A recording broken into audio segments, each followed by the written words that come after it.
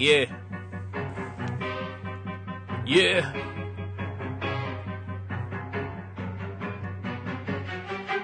Guess who came back with a large fucking fist to eat the Brooklyn blast furnace? I brought your ugly bitch with me. Your shit is sus. Ain't nobody trying to hear you talk. When Jimmy's on the mic, they take your whack shit and turn it off. It's real life, not them stories that you punks say. He made it out alive, and he's relatively unscathed. So subscribe to the podcast and share the post and tell your stupid friends to do the same. You heard it here from Coast.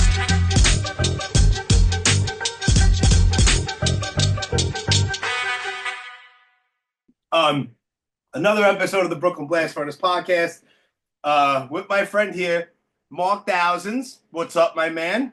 What's up, Mr. Jimmy? How are you? I'm good, man. You know, I was thinking earlier today. I was like, I think that there was at one point, probably a few years back, that we had like a brief conversation about you doing this podcast. Or am I just nuts? I might be just nuts, but I think we did, and I don't know what happened.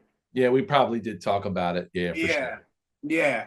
But what's funny is that I'm just gonna actually time out because, like I said, I'm not prepared. I'm never prepared. Marc Thousands is all right. I'm gonna say you're a solo artist, of course. I forgot that, but when you told me you were in Comin Correct, and I love that record, by the way. That In Memory of record, I love that record. Thank you, man. I do.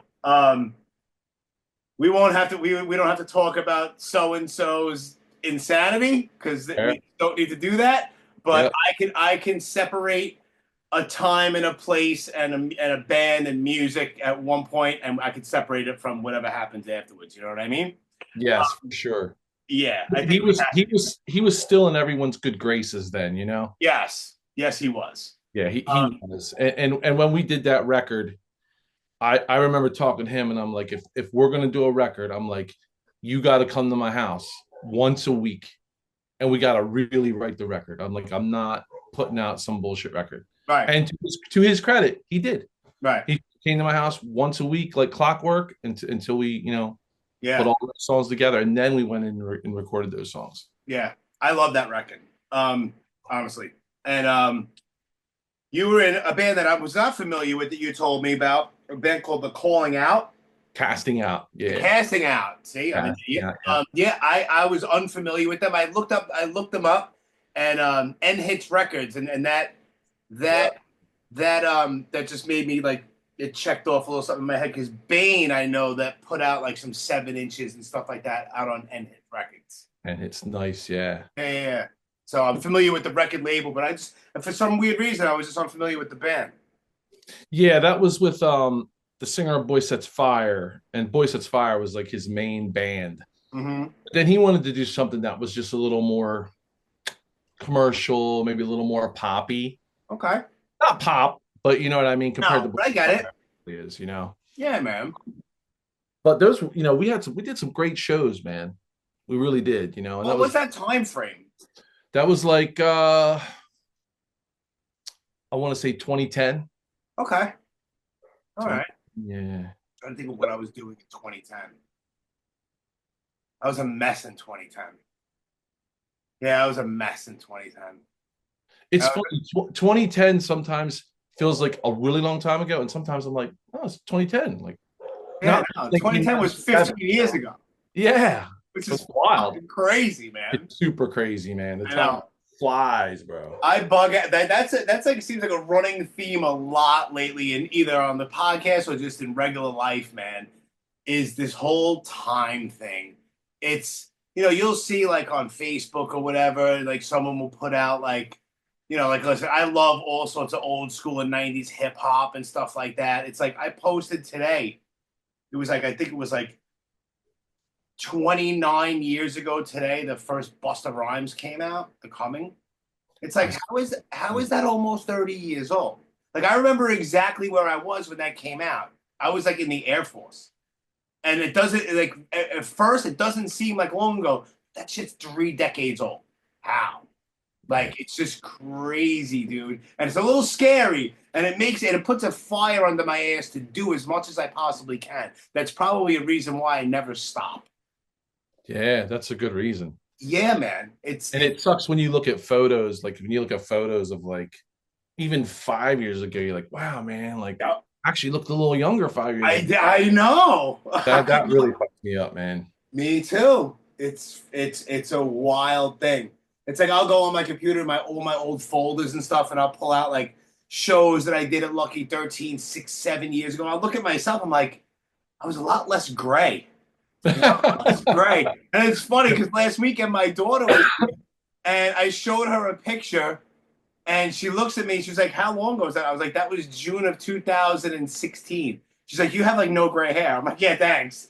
Like, thanks, kid. Right. Yeah, I'm like, but you know what? You're right. I really didn't. Not as much.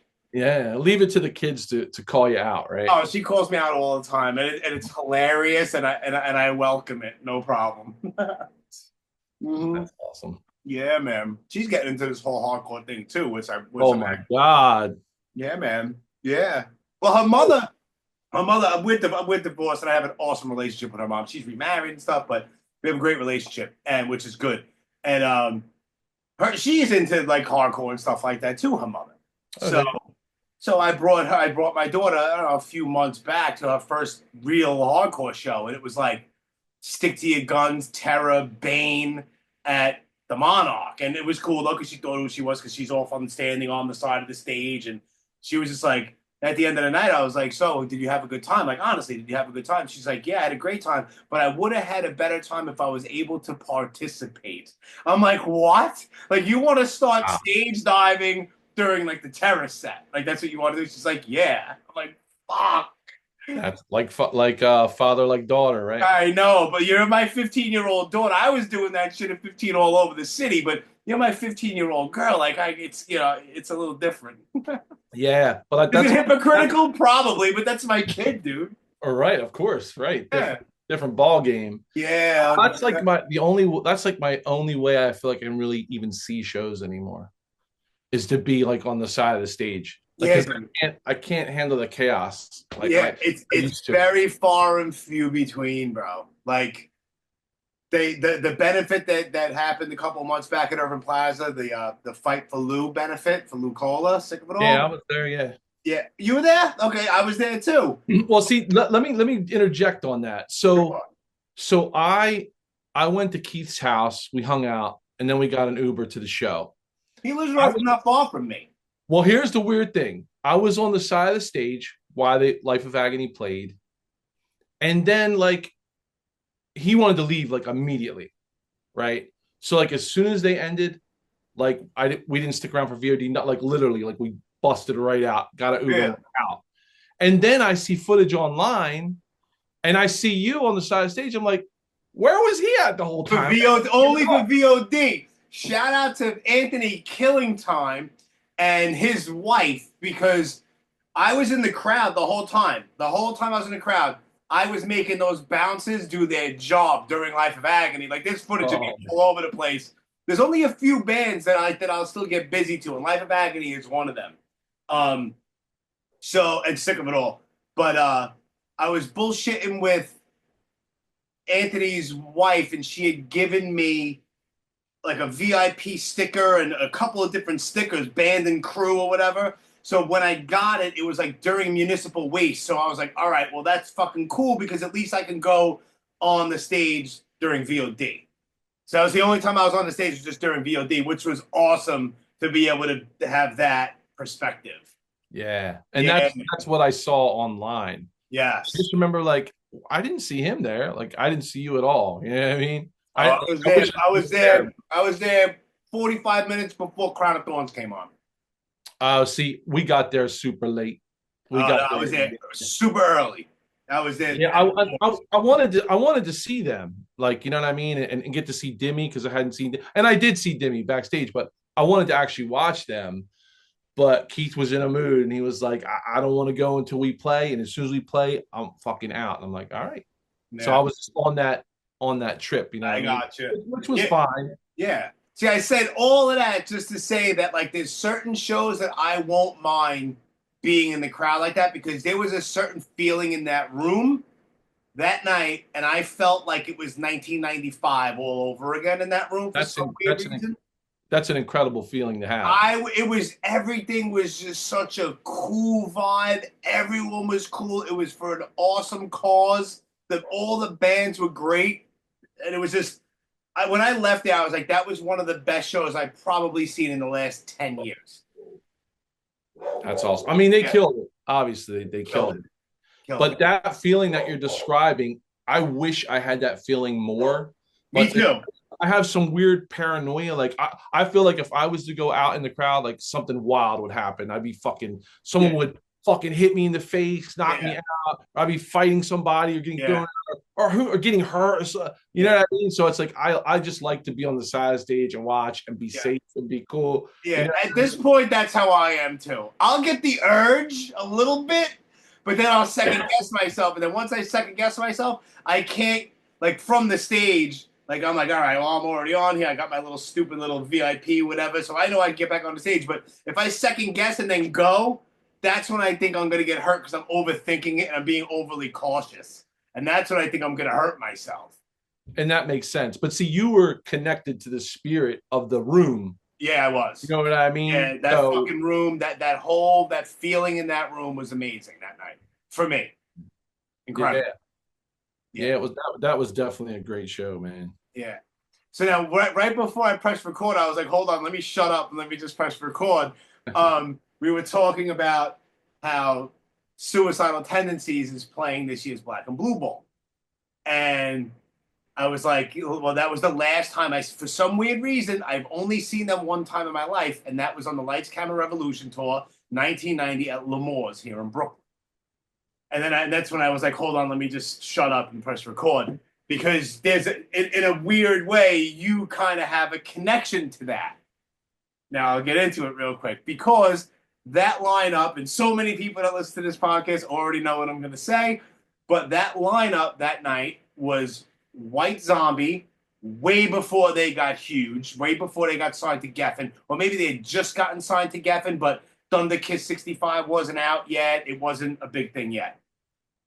Then Leeway, then Suicidal. And that was the night. 3 bands, that was it. That was the night. Because I grew up listening to all the metal and shit. I was into thrash metal and death metal and all this stuff. Yep. And then I went there to see Suicidal Tendencies. Like, I had heard of Leeway, and I never seen them, and I never heard any of their music up to that point. And then they came on, no gimmicks. There's Eddie, skinny, with shorts on and, like, Nikes. And there's AJ, and he has a Yankee hat. And, like, all these guys look like they just came out of work. You know what I mean? There's no spikes. There's no hairspray. There's no craziness. There's no gimmicks. And they opened up with, I wasn't familiar with it, but they opened up with Future Ain't What It Used to Be. And then they went right into, I believe it was Rise and Fall. And I was on the side of L'Amour's on the steps that they had. And once they went into the opening intro into Rise and Fall, that place went fucking batshit crazy. And that was the feeling. And I saw it and I went, holy shit, what do we have here? Right. And that's exactly what I thought, dude. I remember that shit like it was yesterday. We're talking about time, you know what I mean? Yeah. I feel like that was yesterday. That was 35 years ago, which is 1990, right? Yeah, which is insane. So that's 35 years ago. That's just scary to even say out loud. The next day, I went to this place called Ciro's CD Cellar, and I bought Born to Expire because Desperate Measures wasn't out yet. It was delayed again from Profile Records. I bought that, and the guy was like, listen, if you like this, then you'll like this. And he sold me Agnostic Front, Liberty, and Justice. Oh, no shit. That was the perfect 2 records to go from a metalhead listening to thrash metal, the perfect crossover records to finding hardcore. Yeah. And same with me with the thrash. Yeah. And then the full circle moment, which involves you, is that was the night that turned me into, I guess you could say, a hardcore kid. And then fast forward, God only knows how many years later, I have Leeway NYC playing my show at the Veterans Benefit at Lucky 13, which you were playing guitar on. I was standing on the side of that stage with a shit-eating grin on my face, thinking, holy fuck, I can't believe this is happening right now. That's awesome. That was an awesome show. That was like I was like, I'm good now. Like, I'm good. You know, I don't have to book no more shows. You know what I mean? I'm good. This is a bucket list thing. Incredible. Of course, different lineup and this and that, but it's fucking, there's Eddie. And these are these songs, and this is what turned me into who I am today. And I used to fuck with Eddie too. I'm like, bro, man, you fucking ruined my life. Like, right. I'm sorry, B. I'm sorry, B. Right. Yeah, B. What up, B? Yeah. You brought me into this crazy. You brought me into this, and you fucking made me the fucking idiot that I am. Yo, I'm sorry, B. You know what's cool? I miss him. Oh yeah. I mean, I'm sure we'll talk about that. Yeah. I'm done talking for a little bit now. No, you're cool. No, it's yours. No, what was cool about that show too was that was like the first time I really got to talk to George from Marauder. Okay. You know, we had a cool conversation, like, you know what I mean? Like, yeah.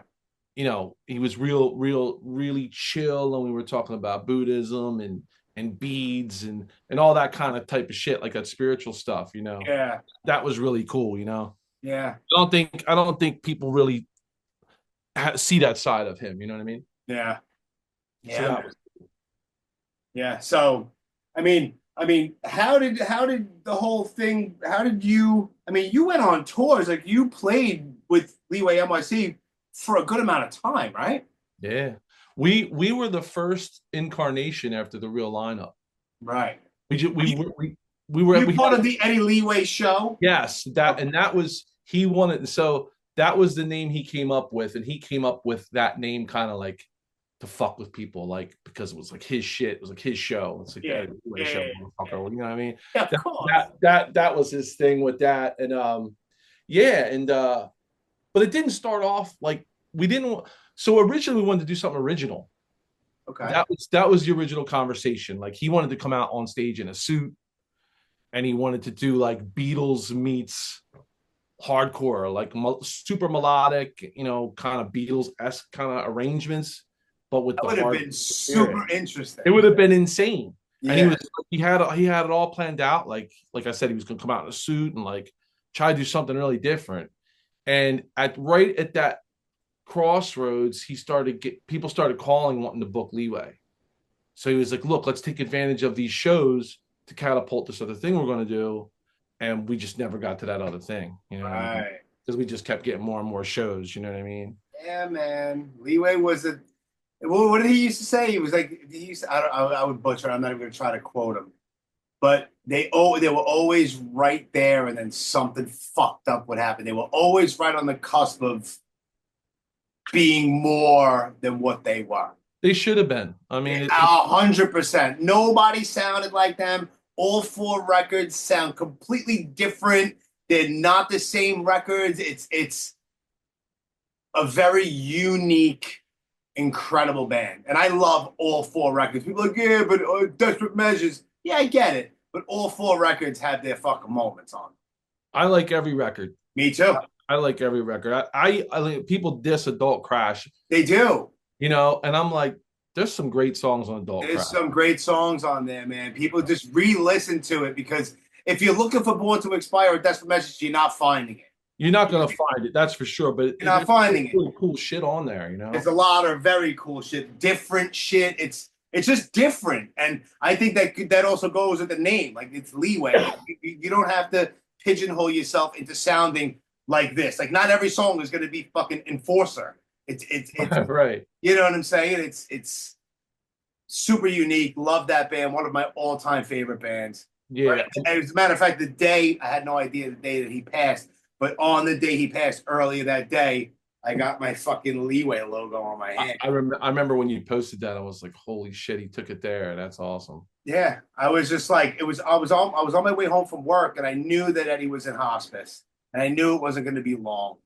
And I looked at the time, and I literally stopped walking from the train, and I turned around to look how many blocks away the tattoo shop is. I'm like, all right, fine, fuck it. I'll see if they'll take a walk in. And I got tattooed there a million times. It's like, yo, well, he's like, yeah. I was like, all right. He's like, you need like 15 minutes like to get ready. I'm running home to get cash. I'll be right back.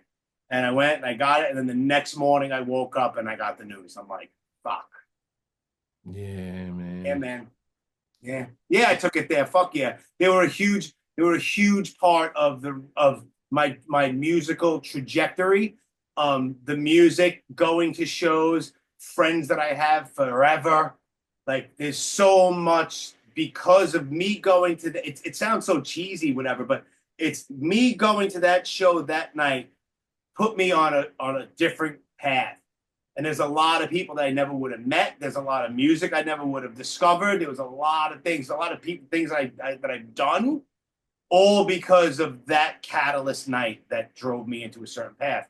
And Eddie was a good friend of mine, and they're one of my favorite bands. And I have great memories of him and those shows and a lot of those things. And I was like, I have tattoos all over me anyway, and I have a space that I need to fill, and fuck it.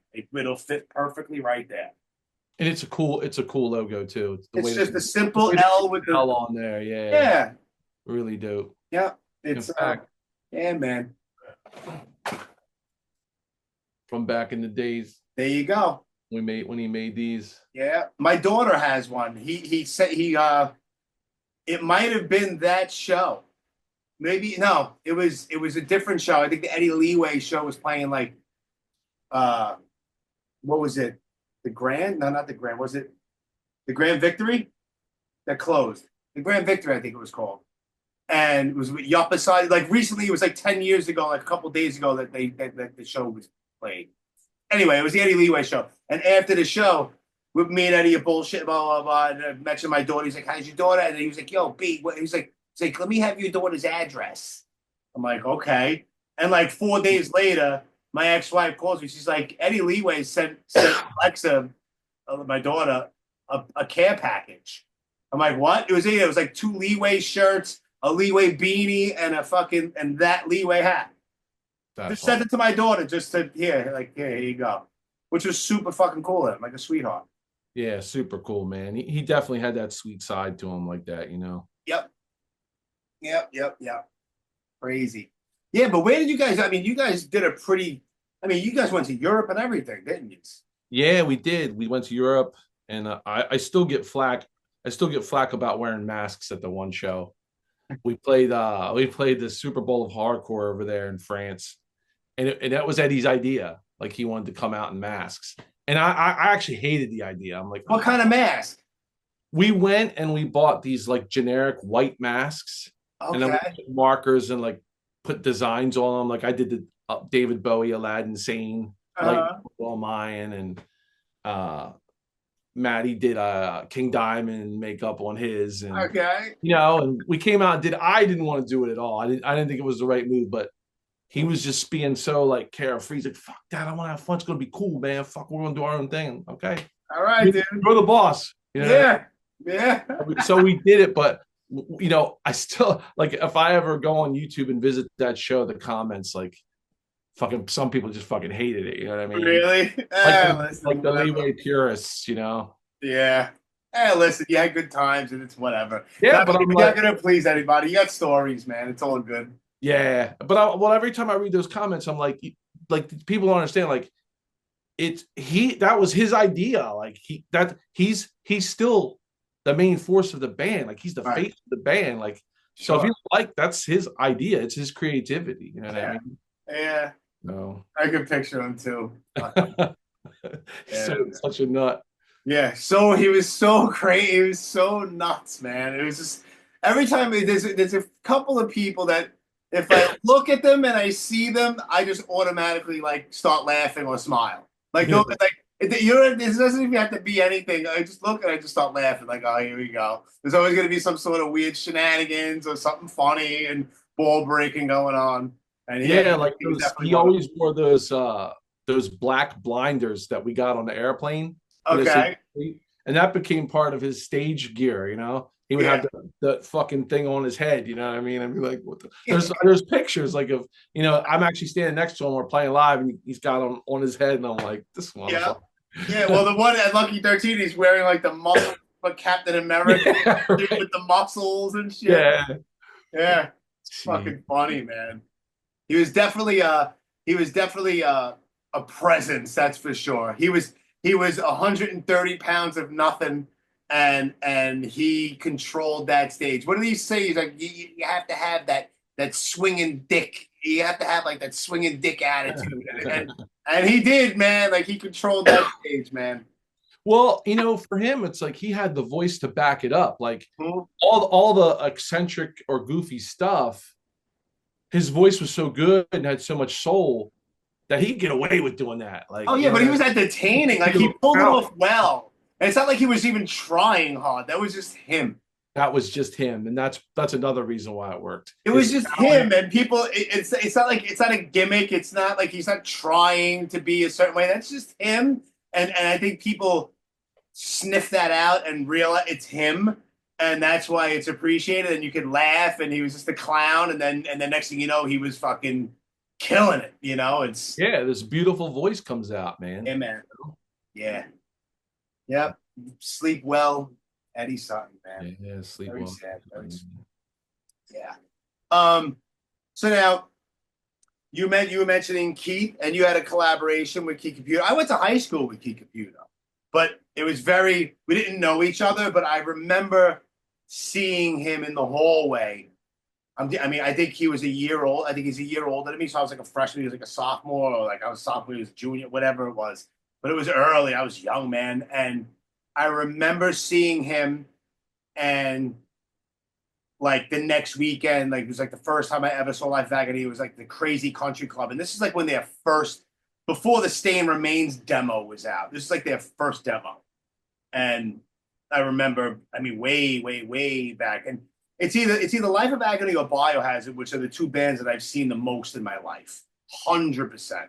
Between those two, it's flip a coin, because every weekend in New York there was shows, and they would either be playing at CB's or at L'Amour's or the Continental or the Marquee or the Palladium or whatever. But it was always, always, always so many shows. And I'm going to say Life of Agony was probably the band that I've seen the most ever, from way back. Wow. Yeah. And I think I'm in Bay Ridge. Keith lives probably a few blocks from me. I know he lives a few blocks. I don't know exactly what block, but we don't have to say it here. But yeah. Right. Yeah. Nice area. I love it. His old place was cool too, but the new place, it's new to me. This was my first time being there, going there. Is it still in Bay Ridge? Yep. Okay. All right. So I don't know if it's the same place, because I remember I used to work at a school not far from where I am here, and he met me at the school, and then from there we drove to Lucky 13, because I had done a podcast years ago. It was like episode 5. That was an early one. I remember that one. Early. So yeah, met me at the school, and then we went there, and then after we were done, I dropped him off. It's probably, since that was 7-8 years ago, it's probably a different spot where he is now. Yeah, I think it's definitely a different spot now. Yeah. So how did that all happen? You did a little collaboration, a Love Talismanic. Love Talismanic. Yeah, buddy. Yeah, that was cool, man. It came about in such a strange way too, because I had the music, and I knew that was going to be like the title, but I didn't have any. The lyrics and melody lines that I had just sucked. Like I loved the music, I loved the guitar work, but I just I couldn't figure the song out. Like I couldn't hear the vocals to it. And I had sent him the track just to check out. Yeah. And he texted me back, and he was like, "Oh, do you want me to sing on it?" And I was like, "Yeah, why don't we sing on it?" Like, when I sent it to him, that wasn't my intention. I just wanted to hear it. And he said that. I was like, "Fuck yeah." Yeah, why not? And I could have never come up with a chorus that cool. Yeah. Like I just could not figure the song out. Yeah. He just knew where it needed to go and made it. You know what I mean? Like he made it like a listenable song, rather than because it's a very classical driven song musically. Right. He made it very ear friendly. You know what I mean? Yeah. So that was cool. Which, by the way, we got another collab coming. Oh, awesome. Yeah. I had just written the music and sent it to him before he left for this tour. Gotcha. With Biohazard. Yeah, and I'm saying with Biohazard. Right. See? Like something. Awesome. It's so awesome. And I was seeing both of those bands in 1988, 89, 90, 91, and they're out on this giant tour together as we speak. Still going on, still drawing people. It's amazing. It's really Toured huge places in Europe. Huge. yeah. Awesome. Yeah, so I sent him the music like a week and a half before he left for that. And he actually recorded some vocal melodies and he wanted to polish them up before he sent them back to me. So, and the next thing you know, he went on tour. So right. When he comes back, we're going to work on that. I think he's going to play the drums on it, actually. Really? Yeah, because Joey Z has a studio. Oh, yeah. So I think he's going to go there and he's going to play the drums for it and do the vocals there, and we're going to release it. So that should be really cool. That's awesome. Yeah. Joey Z's a great producer and engineer. People don't really realize, I don't think. I know. I was just telling someone that the other day. I was like, man, like the shit he puts out sounds really fucking good. Really good. It's a completely different style of music, but the band Brick by Brick from Albany, like I'm friends with Mike Valenti, the guitar player, and I think it's in a couple of days. We're on like podcast time, but in a couple of days they're dropping their new EP, and it's called Collapse, and it's all done by Joey Z. No shit. Yeah, and it's ridiculous. It's super heavy and stuff. It's very heavy, but it's all Joey Z, and it sounds incredible. Nice. Yeah, man. Yeah, it turns out some good shit. Yeah, 100%. So you're doing that. So that all right. Well, when Keith gets off a tour and probably just needs to reset a little bit, because it's can't be easy doing all that stuff. I could only imagine.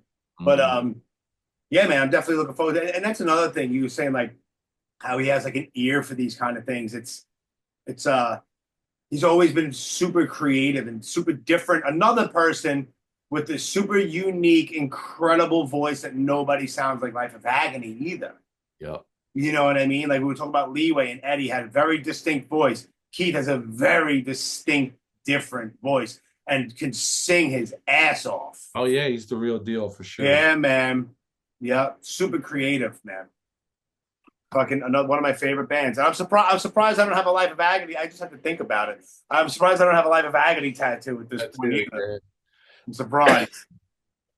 Crazy. Yeah, that symbol's legendary too at this point. Oh yeah, and Alan Robert, friggin' Alan came up with all that stuff. I mean, their first demo not their first demo, their second demo, The Stain Remains has it on there. But yeah, man, it's an iconic hardcore logo, 100%. Are they a hardcore band? I don't even know if they're a hardcore at this point. Like, did they have hardcore roots? Of course. But you listen to like Soul Searching Sun. Is it a hardcore record? No, not sonically. It's not sonically, but people have that same commentary about Into Another too. Okay. It's very, very, very good point. They're not hardcore. It's like okay, but hardcore scene. Like if you go to see Into Another, it's like a hardcore show. It's a hardcore show. And people go fucking nuts. I mean, I've seen them so many times. And in the 90s, the roughest crowds were at Into Another shows. Yeah. Like literally motherfuckers losing their shit. Yeah. And it's true. So to me, it's like, well, they kind of are hardcore. Like, what I mean? Kind of are. The vibe is there. Very hardcore, Yeah. I had Richie on. I listened. Yeah. A long time ago. That was like early in the morning. That was like before work one day or something like that. I met him at his job downtown Manhattan. I was just getting ready to say that. I remember that about it too. You met up at his workplace and yeah. That was only audio as well. I remember we were sitting in some like break room, conference room type thing, like on two couches with my thing on a table. I kind of forgot about that until like I said, almost 400 episodes.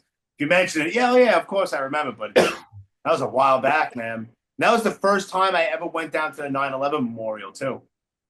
Because I realized when I got off of the train to go meet him there, I got off the train and I looked and the Freedom Tower was right there. It was like a half a block was the 9/11 memorial. And I'd never gone down there. Like I was in New York when all that happened. I'm like, no reason for me to go down there. And that was the first day where I went over there and I looked and I stood there for about 15 minutes and I was like, Jesus fucking Christ. And I left. Yeah, man. It's overwhelming. Yeah, man. It was kind of crazy. I was thinking, like, I feel like I think I met you about 10 years ago. I had to have. Had to have been that long ago. Yeah. Something like that. We've had conversations. You played a show of mine. This and that. I've seen you in Philly before. Like this is hardcore and stuff like that. But it's like I never really knew that much about you. Yeah. Which was just like I was like I know the guy for like a decade. I don't really know too much about him. Like, are you in Philly right now? No, I live about 40 minutes away from Philly. Okay, deeper into Pennsylvania. No, Delaware actually. Okay, all right. Yeah. So when you live in Delaware, all the shows, that's where you go to see shows. Sure. Philly. You know what I mean? Of course. I was in Philly. Or City Gardens when that was a thing. You know, I was never at City Gardens in my life. Really? Never. Yeah, I don't know. I was a Brooklyn, Manhattan guy and maybe a show or two out on Long Island, but I was never, I think I went to like one Studio One show in Jersey, but I was always with like the same group of friends and there was always so much going on in New York anyway. That it was like, all right, well, Sick of It All is playing City Gardens, but all right, well, Biohazard's playing L'Amour's, and it's like down the block. So, all right, let's go check out Biohazard and Marauder with Jorge, with Minus still in the band and all that stuff. So, yeah, so there was always so much going on. So, but I don't know why. There was no real reason why I never went. But I mean, I've seen pictures and I hear there's YouTube shows, Sick of It All at City Gardens in like 1994. I was at that show. That was, dude, that shit is crazy. Sick of It All and Into Another. No shit. Yeah. And that was a wild fucking show. And dude, that was the show. Rat Bones was at that show. Of course he was. And fucking he some fight busted out with him. And it busted out. Not Rat Bones in the right, right. And it busted out like 3 feet in front of me. So I was caught up in the melee of all these people swinging and fighting, and I'm like all smashed up against the wall.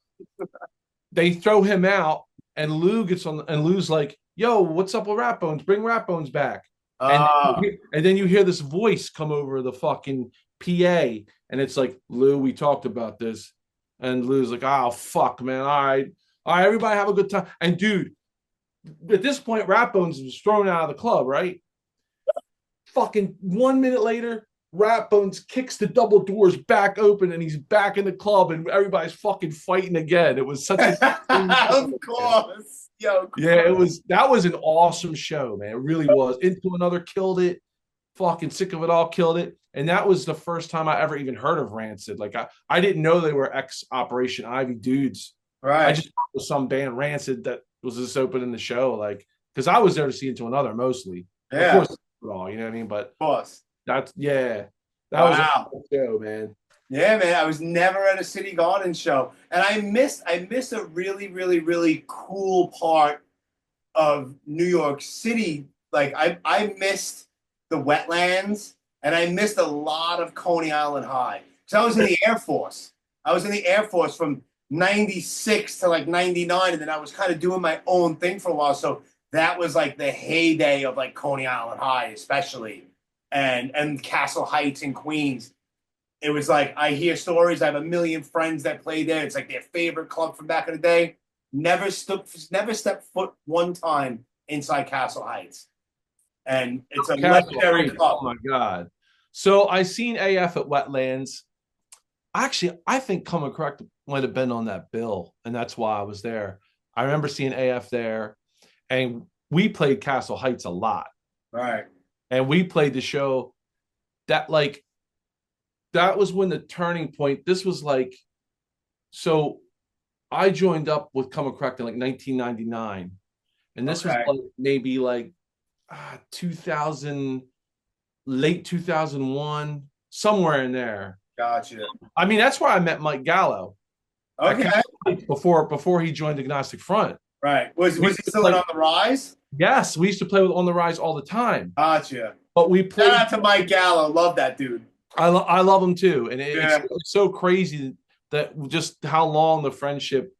One of the best laughs ever. Yeah, yeah. You hear his laugh from across the room. Yeah, On the Rise. I loved On the Rise. We played with them a lot. Yeah. But at that point in time, that's when Rick started to kind of fall out of everyone's good graces. Gotcha. And that's when we got attacked, or he got attacked.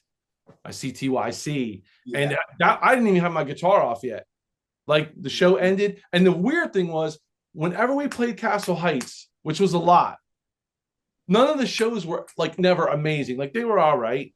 This show, I couldn't believe it was Castle Heights because it was such a fucking good show. Yeah. Dude, and the set still had my guitar on.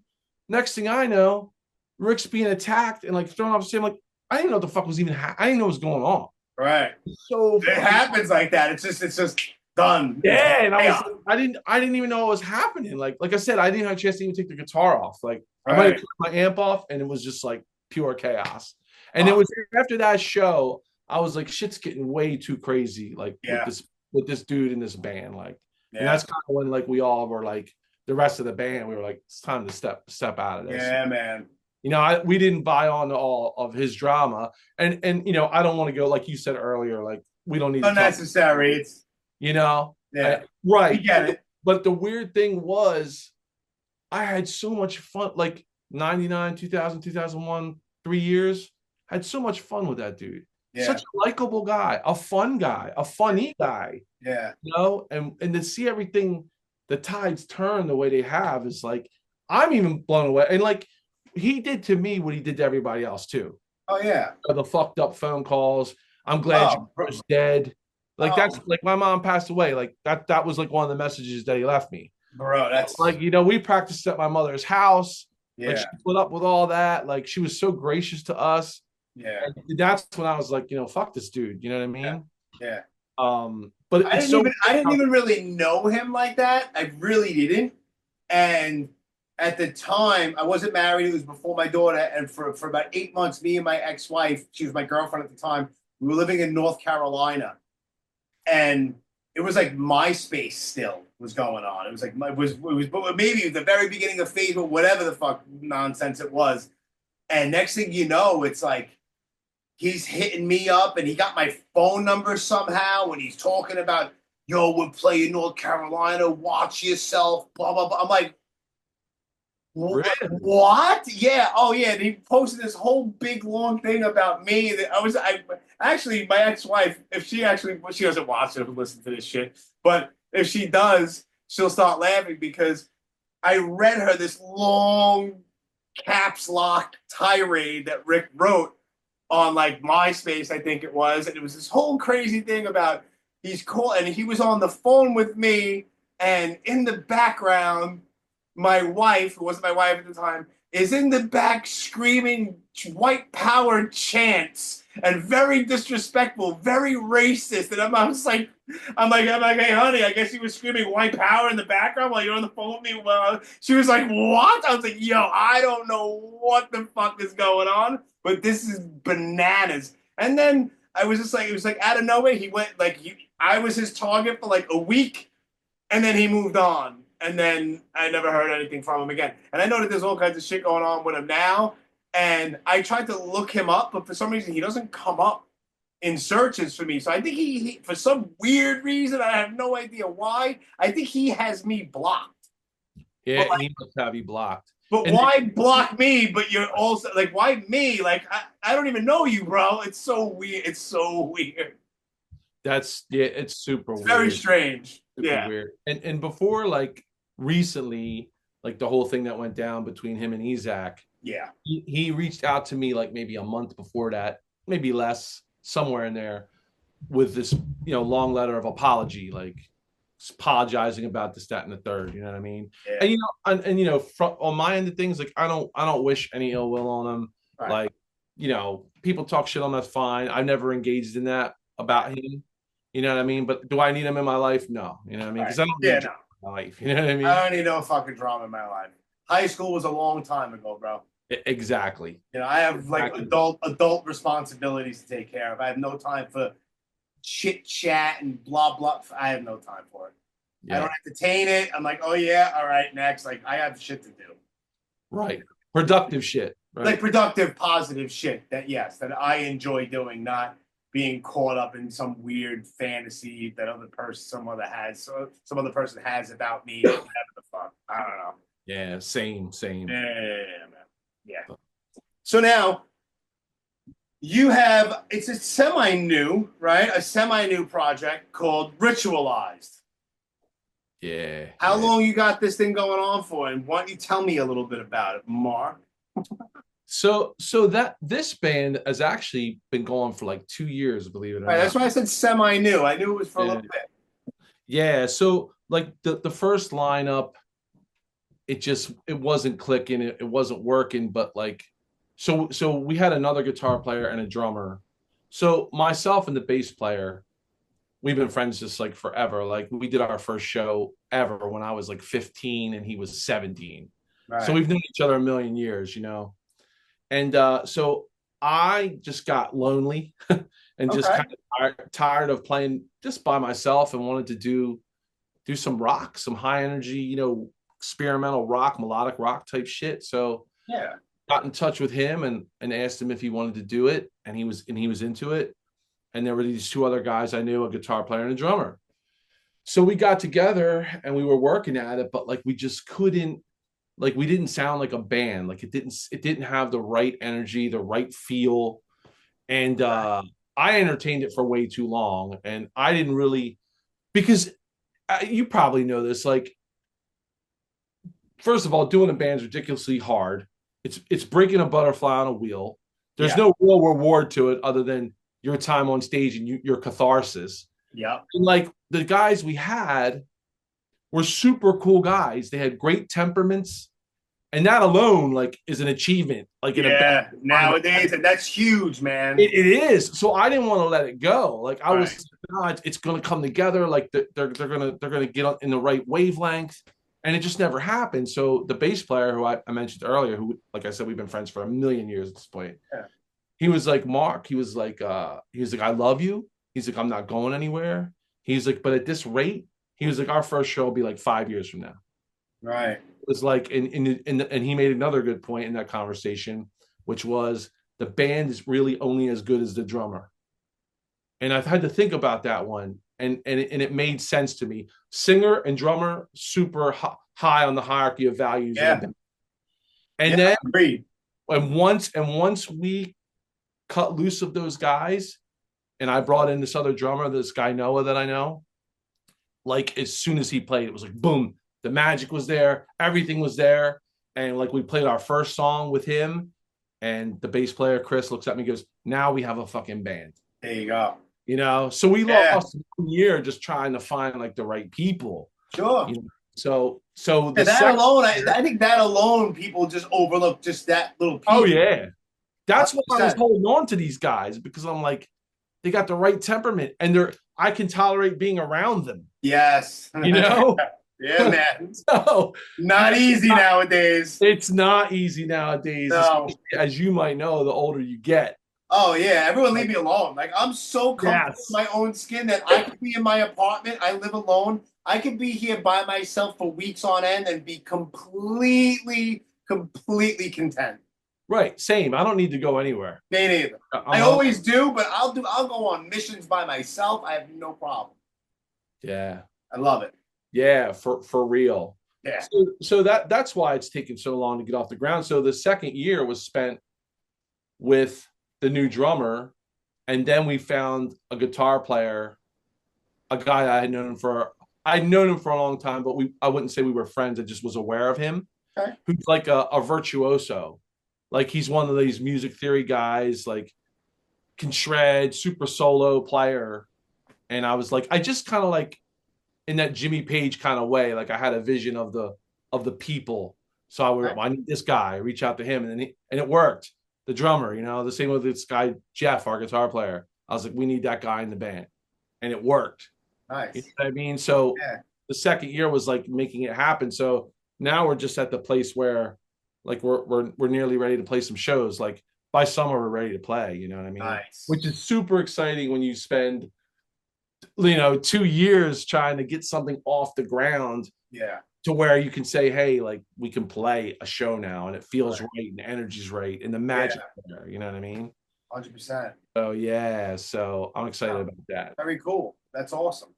Are all these guys in like similar proximity to you, or is it like someone who lives like really far away? That's Not at all. We're all in close Good. proximity, which that helps a lot. Yeah, that's why I asked. It's all these little factors that no one thinks about that could put a damper on things, man. You're Sure. 100% right when you say no one thinks about, because even with this, with our drummer Noah, I was like, because I've done so many bands and I know how fucking hard it is, Right. especially as you get older, the more responsibilities you get. I told him from the gate, I'm like, look, I'll buy a drum set. We'll keep it at my house because we rehearse at my house. I was like, so you don't have to bring anything. It'll be so easy. You just pull up. Yeah. You bring your snare drum. Yeah. Everything else stays. You know what I mean? Yeah.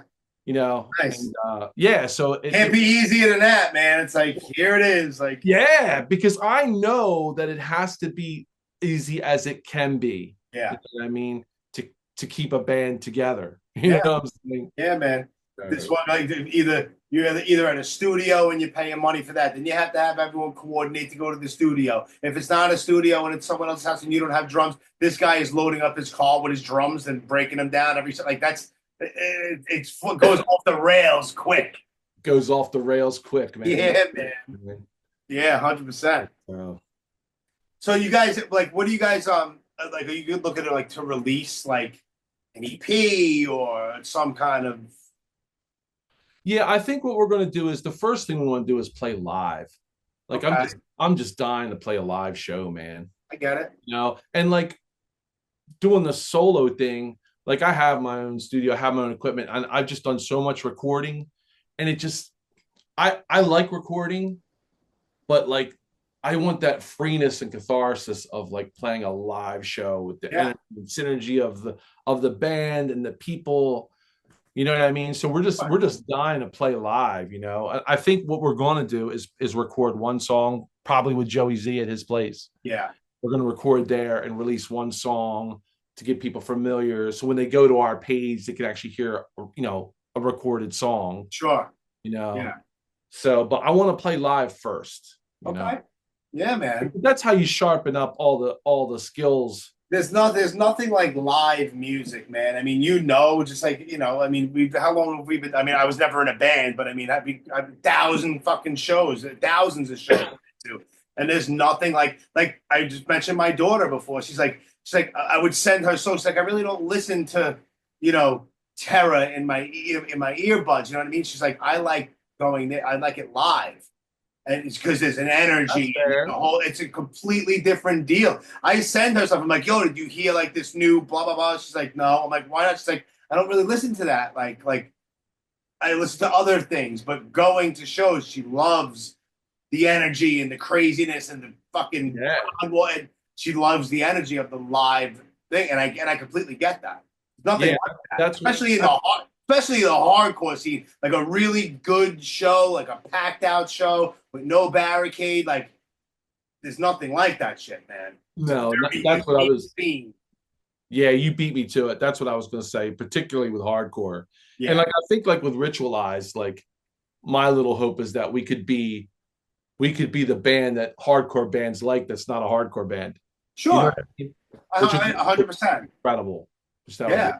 But yeah, well, like, I mean, we touched on, I mean, like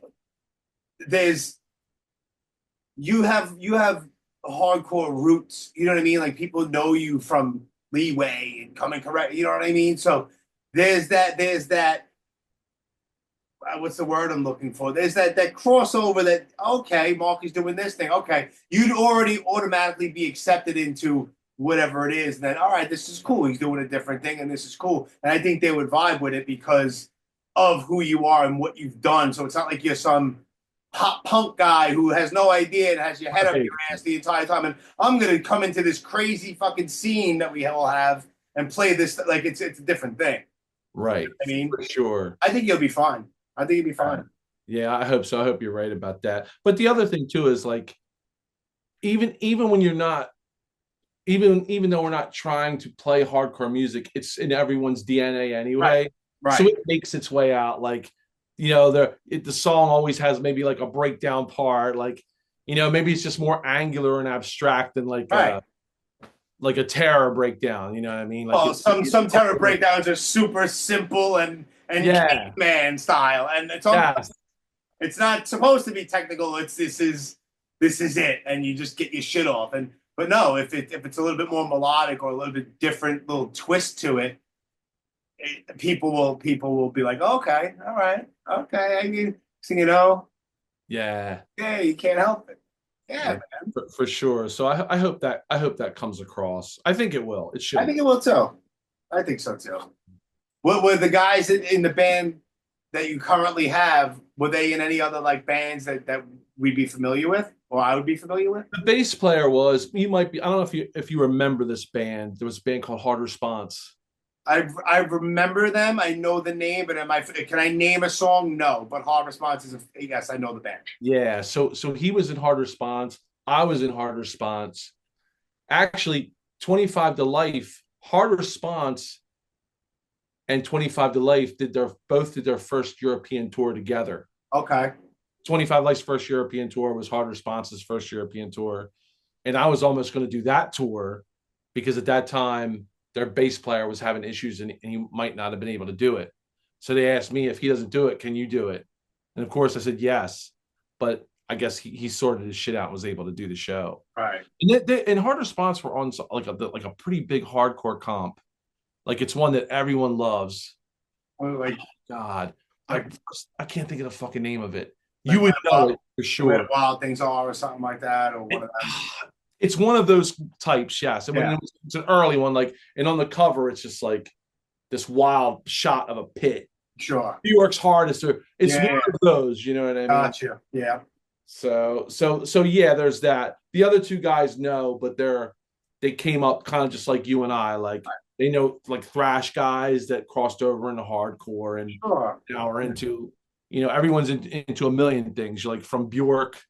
Oh yeah. You know what I mean, to fucking Cro-Mags to Oh yeah, me too, bro. Like people think like, oh, is that all you listen? I'm like, hell no. Like I listen to everything from Agnostic Front to I mentioned Busta Rhymes before. It's like, from that to bro, like I have no problem saying that, like, I will fucking tap my fucking toe if fucking Neil Diamond comes on. Like, I love that. Like, I grew up on that kind of shit. Like oh, Neil Diamond, whatever, or old, like any kind of shit like that, bro. I have it's like a guilty pleasure that I'm not even guilty about, bro. Carly Simon, I love her. Why? Don't know. It's probably some childhood thing or whatever, and it just always stuck with me. It's like, I'm not mad at Carly Simon. Like, if it comes on the radio, she comes on the radio, I'm leaving it. You know what I mean? It's like, why? Because it's Carly Simon. It's not a tough guy thing. It's not fucking shit terror or whatever. Get the fuck out of here. It's good songs, man. I don't have no problem. Good songs are good songs. 100%. I don't care who it is, man. It's just, if it's a good song, I'm leaving it.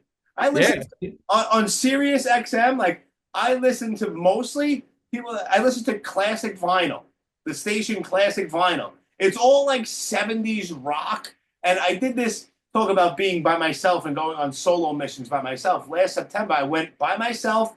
It was my 10-year sober anniversary and my 49th birthday, same day. And I was like, you know what? I've never been to New Orleans. By myself, no problem. I booked a flight. I went down to New Orleans. I rented a car. I did a whole bunch of shit in New Orleans by myself. Drove up through Louisiana, through Mississippi, through Alabama, and then flew out of Atlanta, Georgia in 4 days, right? By myself. Loved every second of it. And I found that station, that Sirius XM station. And I'm flying through some weird friggin' place in Mississippi on like a Tuesday afternoon. I'm supposed to be at work, but I'm like, yo, I'm taking days off. I'm just going to New Orleans because why not? And I'm flying down the highway. And it was like hit after like shit that I haven't heard in 30 years. I'm like, holy shit. This is just things. It's like, what a great song. Brought me back as being a kid. Listening to my real father, listening to vinyl when I was a little kid. Like, great station. And that's what I leave it on. Whenever I'm in the car, classic vinyl. It could be anything from fucking Black Sabbath to fucking Crosby, Stills and Nash to Pink Floyd to whatever. Yeah. You know what I mean? It's amazing how I have very eclectic taste in music, big time. Yeah, same here. Like, I even like fucking shit that no one would think. Like, what the fuck is that song? I can't even think right now. That Shanice song. You remember her from like 1989? That big was a big song. I Love Your Smile. If I heard it, You know, I probably know it, but I'm like, oh yeah, this is a, oh man, this is I the think it's a jam. brilliant song. People can laugh at me. I don't give a fuck. I think Yeah, it's I brilliant, don't care either, dude. you know. And it Yeah, takes you back to 1989. yeah, You know, that was right like, back into a time and place in a room with the people that you're with, a smell. Like I remember yeah. everything, everything, and it makes no sense, dude. Like I've been through a lot of shit that I did myself, drugs and alcohol for years and years and years, big time. But for some weird reason, dude, it makes absolutely no sense. But I remember everything. Everything. I have a stupid memory. You think it would be the opposite, right? Complete. You would think that my brain would be pickled and it would be a bunch of mush. But nah, man, I remember everything. It's a blessing and a curse because some shit I wish I didn't remember. Right, right. But I remember everything, dude. So it's all right. Wow. Like friends of mine would be like, "How do you remember that?" I'm like, "How do you not? You were there. Like, how do you not?" I don't know. I don't remember what happened last week. I don't know. All right. Yeah, that's all. My memory's gotten worse over the years. I got to be honest. That's it.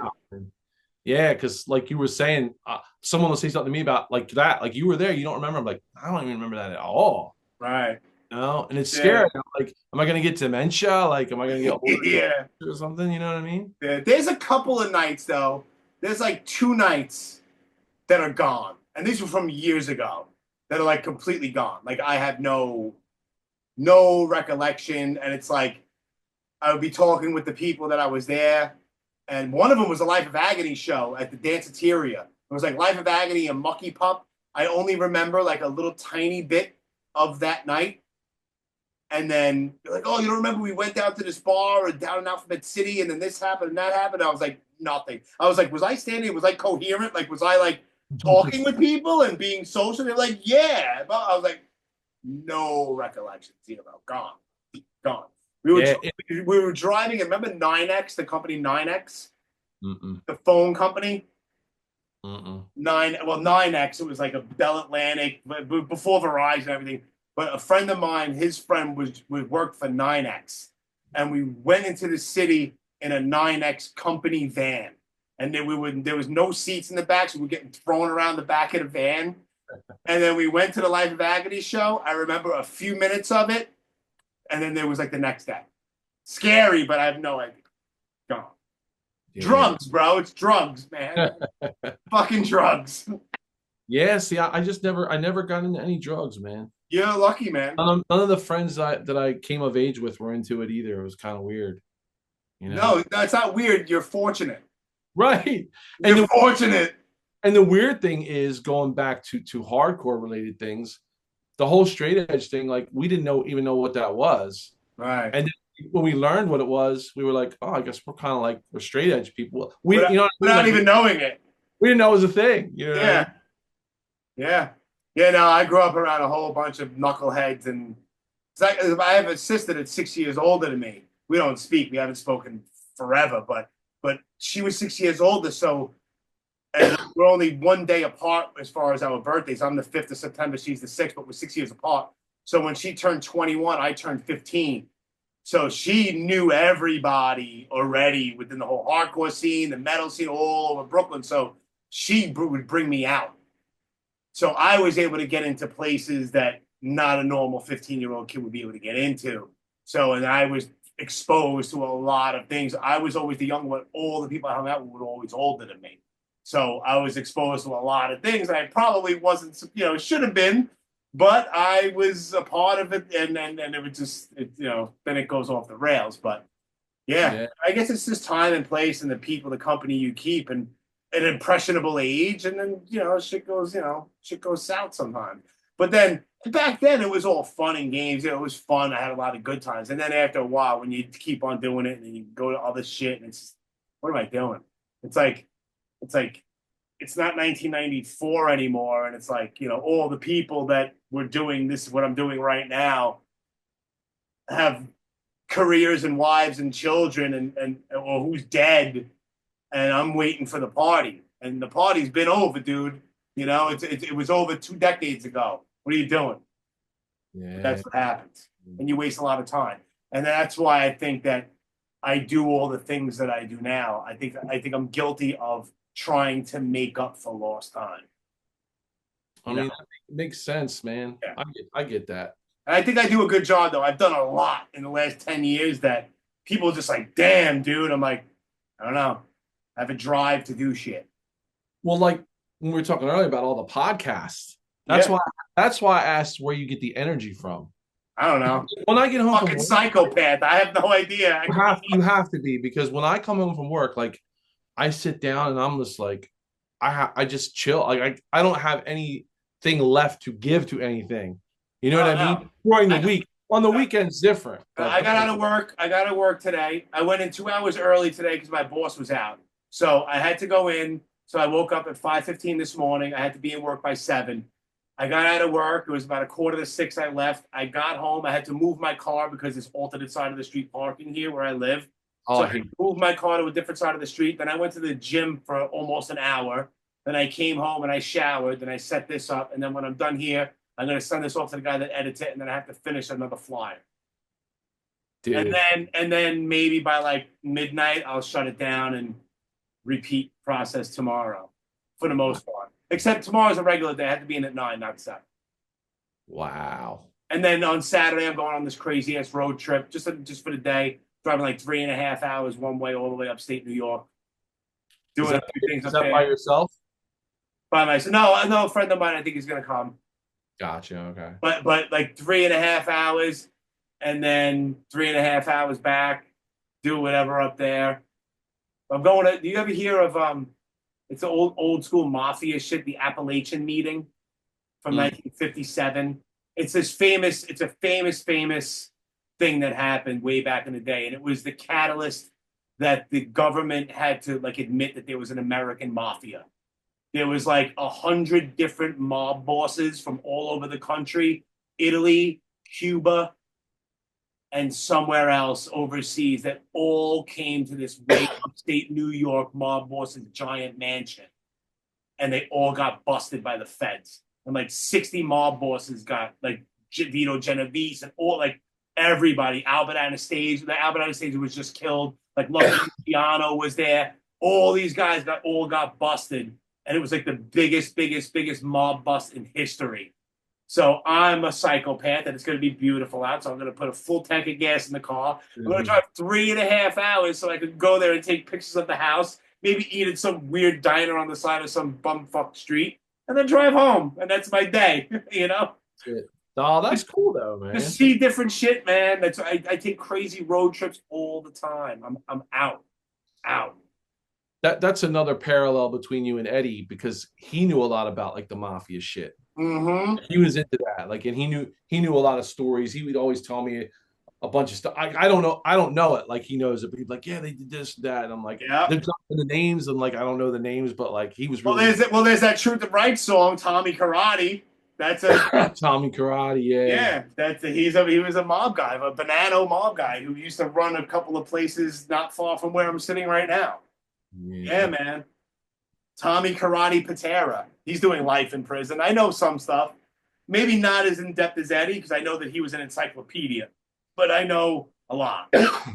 Yeah. So that's going to be my Saturday. And then Sunday, I'll go get my oil change in my car, go get a car wash, and then, I don't know, prepare for another podcast or go to the gym or what. I don't know. But I'm always doing something. Yeah, I need to kind of give me some of your energy, man. Dude, I don't know how I do it. I'm 49 years old, but I feel like I'm 25. It's crazy. I'm planning this crazy-ass friggin' road trip in the summertime, 19 days. Me and my daughter, flying one way from here to L.A., and then we're staying in L.A. for like 3 or 4 days, then we're going up to San Francisco for like 2, and we're driving up to all the way up through Oregon, all the way through Washington, up to Seattle, cutting across the little small portion of Idaho, going through Montana, down to Salt Lake City, Utah, across Nevada, and back to L.A. 19 days, 3,500 miles. Sick. Wow. Yeah. But last year I did it. It wasn't as much, but it was like 2,800 miles, 16 days. Nice. Yeah. We started in San Francisco, went to L.A., Santa Cruz, Pasadena, Santa Cruz, L.A. We stayed in Pasadena, then all through Arizona, all the way across Arizona into Albuquerque, New Mexico, drove up to Tulsa, Oklahoma, and then flew out of Oklahoma City. Wow. 16 days. Yeah, man. But I love it. It's not like we stop every chance we get. I have hotel rooms booked in advance. Everything is already set to go. I have spots that we want to go to. Everything is all gone. Like all of my itinerary, everything. I'm super OCD when it comes to stuff like that because it's all time. It's all timing. Get as much done as conveniently as possible in the shortest amount of time. So I do that, and it works out pretty good. You shit. Yeah, man. I want to go all 50 states because there's this thing I don't know if you see on that I post. It's like this whole urban exploration thing that I do where I take a picture and I put a picture on top of a picture. Yeah. So once this next road trip is over with, I want to get a location in all 50 states, Alaska and Hawaii included. So after this road trip, I'll have 35 states done. I'll only have 15 left to go. No shit. Yeah, man, it's fun, man. I get out of it as much as I can, and what it is. It's great bonding time with my daughter, you know, and it's just me and her on the road in an SUV, laughing and acting like two complete idiots for hours on end, and it's the best ever. That's fucking awesome. How old is your daughter? 15. Nice. Yeah, she'll be 16 in September. Crazy. That's another thing. I remember when she was the size of a football. I'm like, how are you 16? You're like up to my shoulder. She tells me all about myself. You know, I'm like, Jesus, man. But you know what? I can't get mad at her because most of the time, she's right. I'm like, you have crazy insight. Yeah. My son is 16. Yeah. And as you know, it just like went by like that. Yeah. You know, just like probably your daughter, like he's behind, you know, he's driving a car now. And I'm yeah. Like, how did we? Yeah. I teach her. She doesn't have her license or her permit yet, but she's going to, and she lives in Jersey. And whenever she comes here whenever she wants. Legally, I'm supposed to have her every weekend, but she's a teenager, and me and her mom have a great relationship. So it's like I leave it up to her. You want to come this weekend? We do. Like she lets me take her on road trips. It's whatever. It's all the legal stuff. We don't even listen to it. But my daughter, when she comes, I'm like, what do you want to do? She's like, I want to go driving. I'm like, okay. So instead of driving around Brooklyn streets or in a parking lot somewhere, I bring her to the cemetery. It's a huge cemetery. So it's like the perfect spot where there's winding roads and there's areas where there's not traffic and there's no people and stuff like that. So she gets to practice her 3-point turns and her, you know what I mean? She gets the feel. So we drive around the cemetery. She's like, all right, I'm bored of this cemetery. We'll go to Queens. We'll go to a different cemetery just to drive around. People are like, that's a brilliant idea to learn how to drive. Like, hey, you don't really have to worry about all the cars and there's not people walking around really. But yeah. But it's like, I look at it, I'm like, you're driving. How? I remember when I was trying to teach you how to ride a bike. It's like, what's happening? And how do we get here? Yeah. But it's beautiful. Like he could care less about driving, which is weird. Like he doesn't really care to drive. He doesn't care to have a car. I'm like, what's wrong with you? Like when I was his age, like I wanted a car. Yeah, me too. I would be like, Mom, you need anything from the grocery store? Yeah. To give me an excuse to go drive. Anything, just an excuse. My daughter wanted to bad. She did that to me. I was up in White Plains, like Rockland County, something like that. It was Gate of Heaven Cemetery where Babe Ruth is buried and stuff like that. So it's a big, giant cemetery. And I went to go visit a friend of mine that's buried there. And out of nowhere, she was like 13. She's like, Dad, I think I want to drive.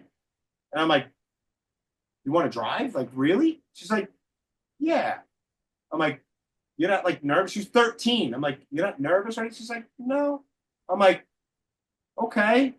So let's switch spots. And I slowly and patiently talked her through everything because I know how to talk to her. And so and next thing you know, I was just like, this kid already, like, she has like a knack. Like she's not like jerking us around or anything. Like she's driving. I'm like, wow, this is fucking crazy.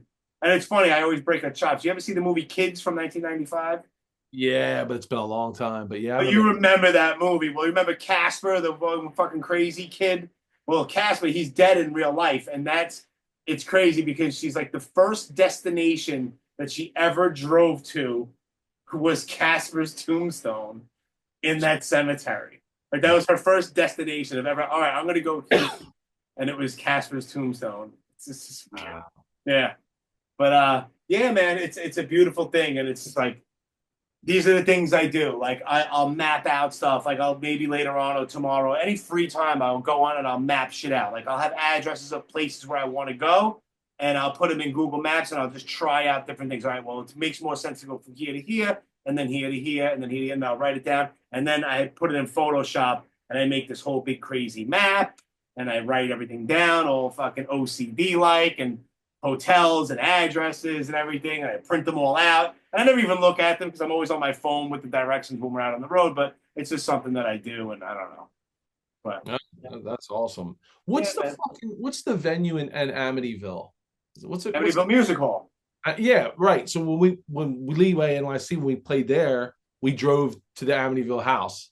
Oh yeah, I've been there several times. Check there, yeah. I bet because it's a lot closer to you than it is me. But yeah, so we went around the block, looked at it, went around the block again. Like a third time, pulled over and just kind of stared at it. It's kind of crazy. Yeah, it's kind of crazy. If you've never been there, like you're like, yo. But then what's even crazier is right down the block, about maybe 3/4 of a half a mile right down the block, is there's a cemetery. It's a St. Charles Cemetery, and that's where the whole DeFeo family plot is, where they're all buried. That's where Pete Steele, Typo Negative, is buried. Oh no shit. Who else? The real, from the movie Goodfellas, the real, the guy Paul Savino, the boss, the real guy is buried there. Paul Vario, he's there. There's a whole bunch of people buried in there. Wow. Yeah, but I know all that shit. I've been there, so I've been there half a dozen times at least, to the cemetery alone. Yeah. And I'm going to see Agnostic Front Murphy's Law on April 6th at Amityville Music Hall. And I'll probably stop by and just take a quick look at the Amityville house again, because why not? Right, yeah. Yeah, man. Yeah, it still looked scary to me, like when we drove past. It's kind of crazy. They got rid of the two windows, the two famous windows, but the rest of the house is all the same shape. Yep. Yeah. Yep. Good times. Oh, yeah. So that's what I do. Podcast, work, daughter, road trips, gym, shows. Yeah. That's all good shit, man. Yeah, man. That's what I do. Mind my business, pay my own way, don't ask nobody for nothing, and do my thing. Nice. Nice and peaceful. Yeah, like I said, you got to give me some of your energy, man.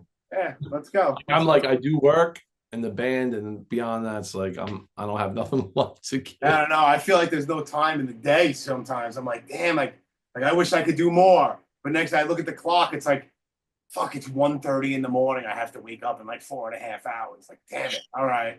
I have to force myself to go to sleep. Wow. Yeah, man. Yeah, like I'll be shot all day at work, and I'll be like, as soon as I get home, I'm going to take a shower. I'm not going to the gym. I'm going to take a shower, and I'm going to sleep. That never happens. Never happens? No, it never happens. No. I get out of work, and I'm just like a new person. Yeah, like when you were like, can we do 9? Of course I'm going to say yes. Right. I'm like, man, that's like 9:30. I'm like heading upstairs to go to sleep. Oh shit! Yeah, I'm holding you hostage. Like, what did I say before? We're going right now. 1 hour and 32 minutes. Like you were right. I never would have guessed it was this long. Like I know. Well, maybe like an hour and like 20, because the clock is here. Because we were talking for like 10 minutes before I pressed record. So I'm going to say about 1 hour and 20. Wow, that's crazy. I told you, it just flies by. I don't even realize I'm recording. I'm just babbling like an idiot. No, it's great. Those are the best kinds of ways to do this, man. Mm-hmm.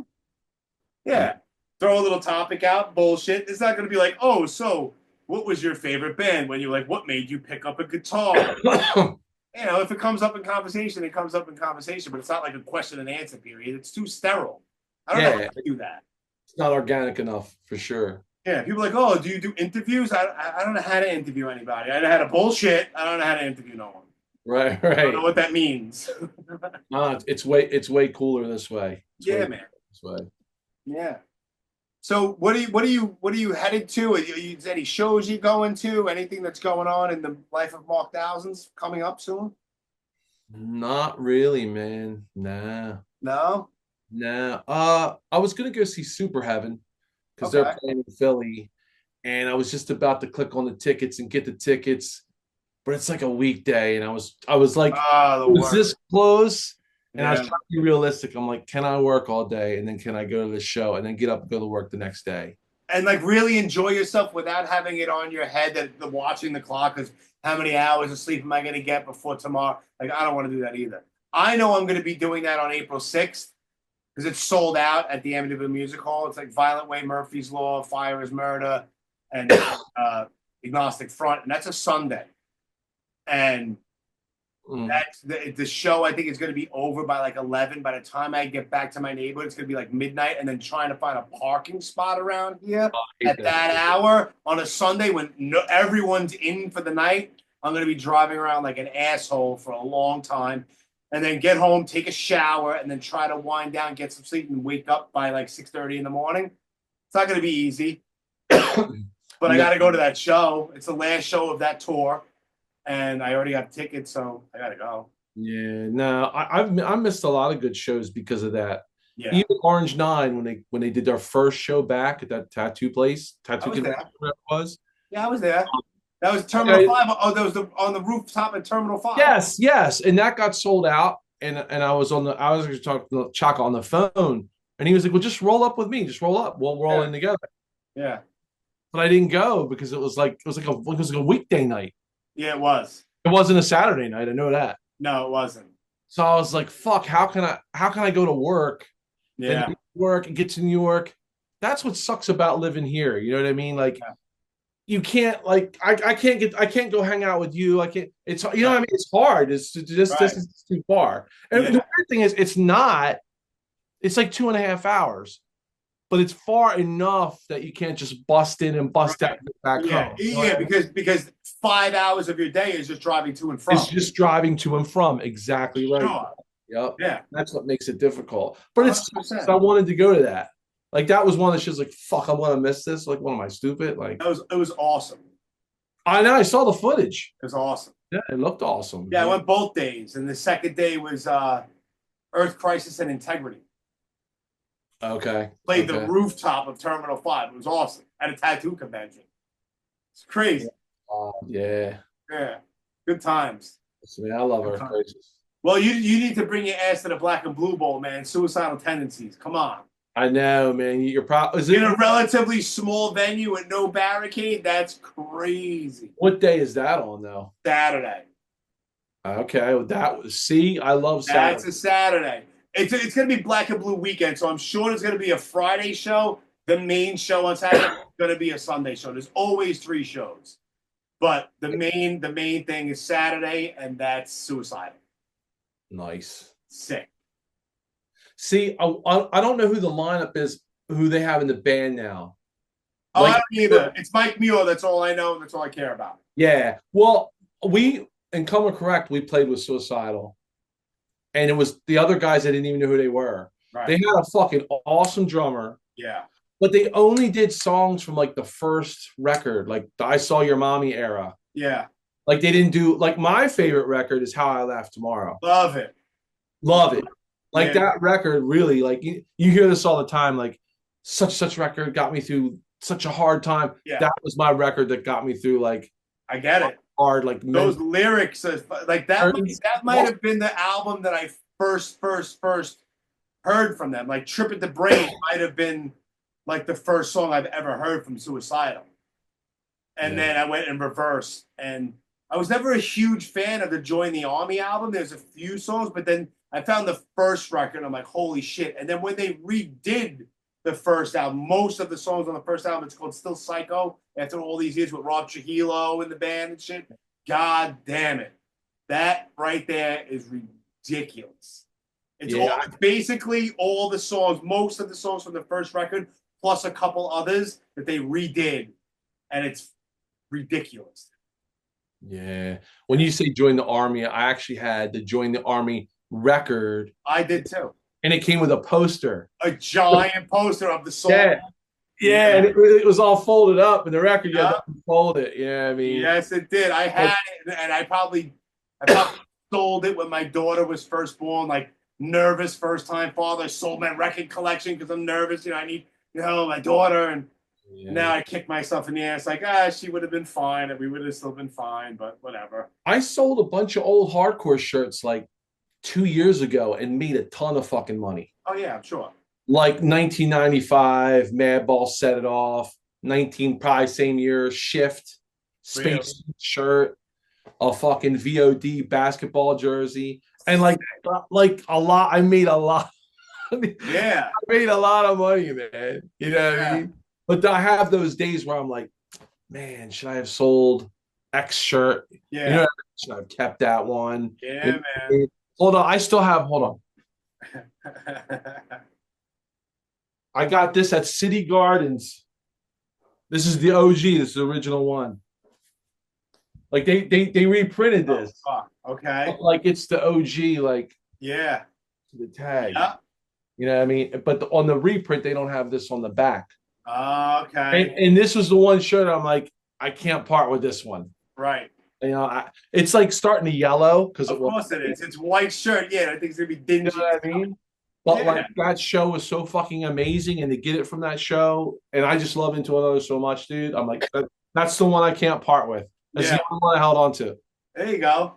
You know, but I did make a killing on those shirts, man. It's wild. It's wild, but people will pay for used hardcore shirts. And like the people, like those people know what to look for. Yeah. Like they know the tags that were going around. Yeah, man. It's a thing. I mean, blue grape, like all that shit. Like they know them, and like and they know it's legit. Yeah.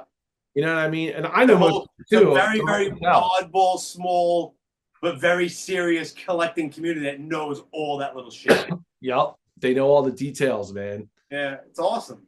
I love it. It really is. What sucks is if you buy those shirts, though, like a lot of them are shrunken down.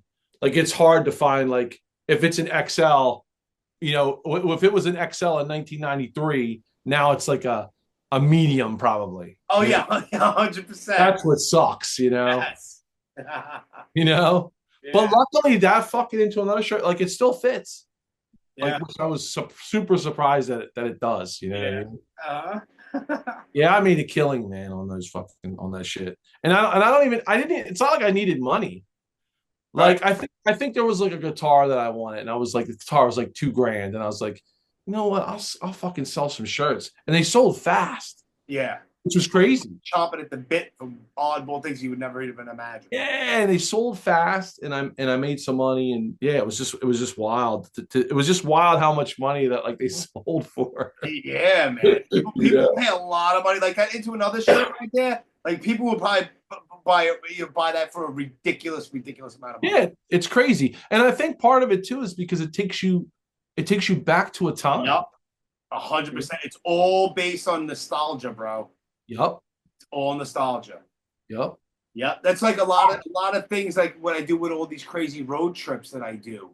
It's not everything, but the majority of it is all somewhere linked to my childhood somewhere. Yep. Whatever it might be. It's like, you know, last summer, I mean, some of it's morbid and crazy, but, you know, whatever. But like last summer, I'm running around with my daughter around Spawn Ranch, where Charles Manson and his whole crazy family used to like hang out and smoke pot and play acoustic guitar before the murders and everything. Like, what the hell am I doing here? Like, this is crazy. It brings me back to when I was like 9 years old and I watched Helter Skelter on TV the first time.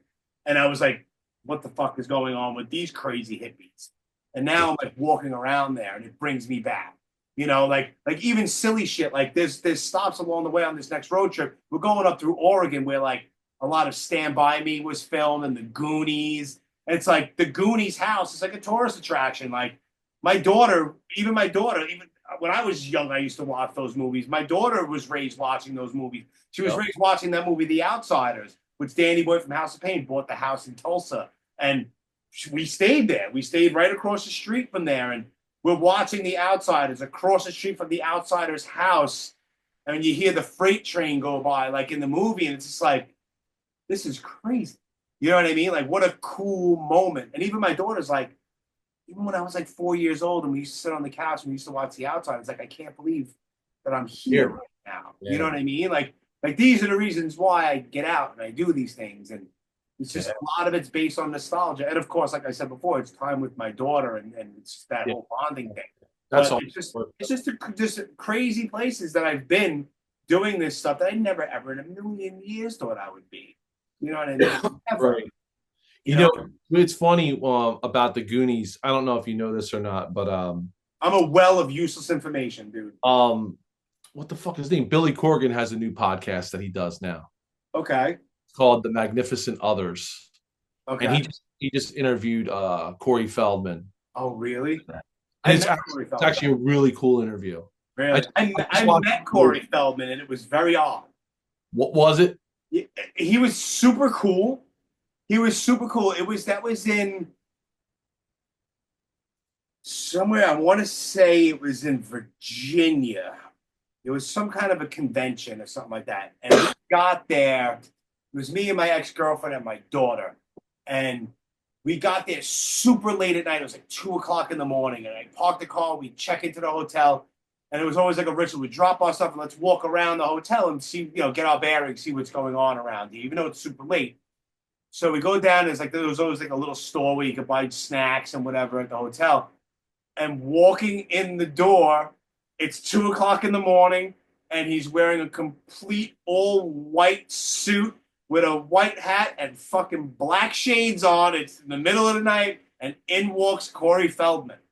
And I walked over to him, and he's a lot shorter than I thought he was going to be, a lot shorter. And I went, "Hey, what's up, Corey?" He went, "Oh, how are you?" And they shook his hand, and we were just talking for a few minutes. And I was like, "All right, well, you have a guy." I didn't want to break his chops. I guess he was just getting there or whatever, but he was super cool.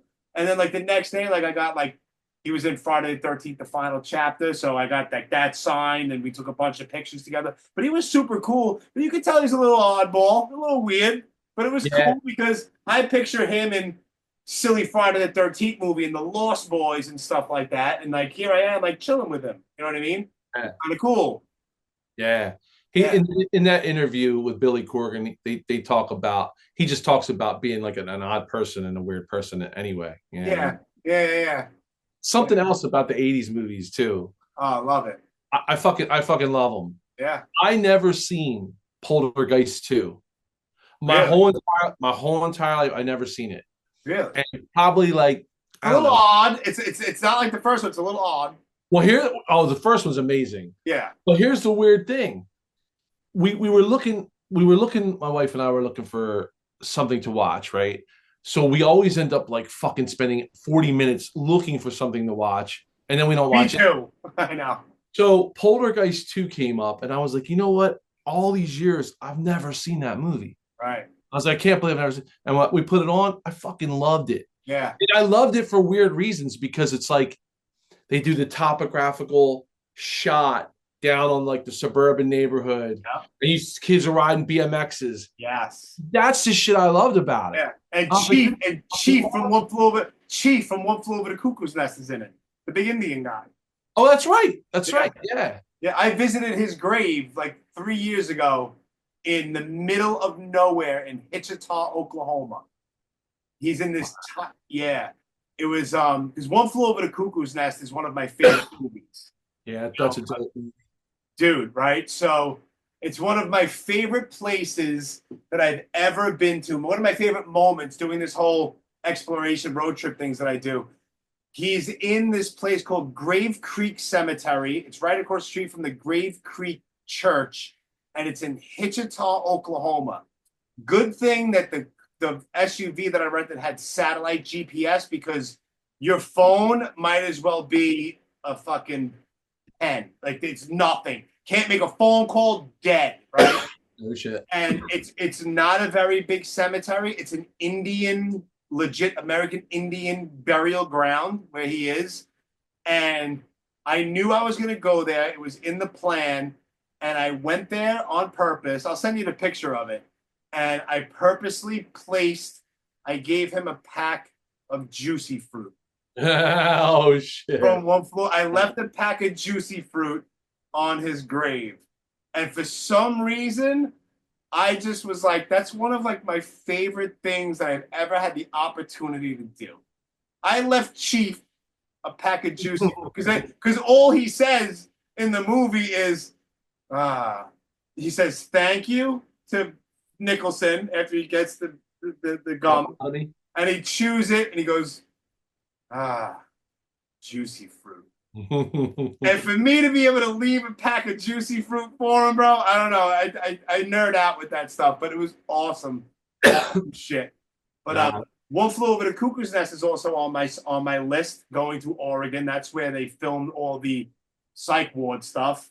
And another little fun fact, because I'm into all this stuff, the Poltergeist house from the first one is on my list for this coming summer, because I was supposed to go last year, but we didn't have time.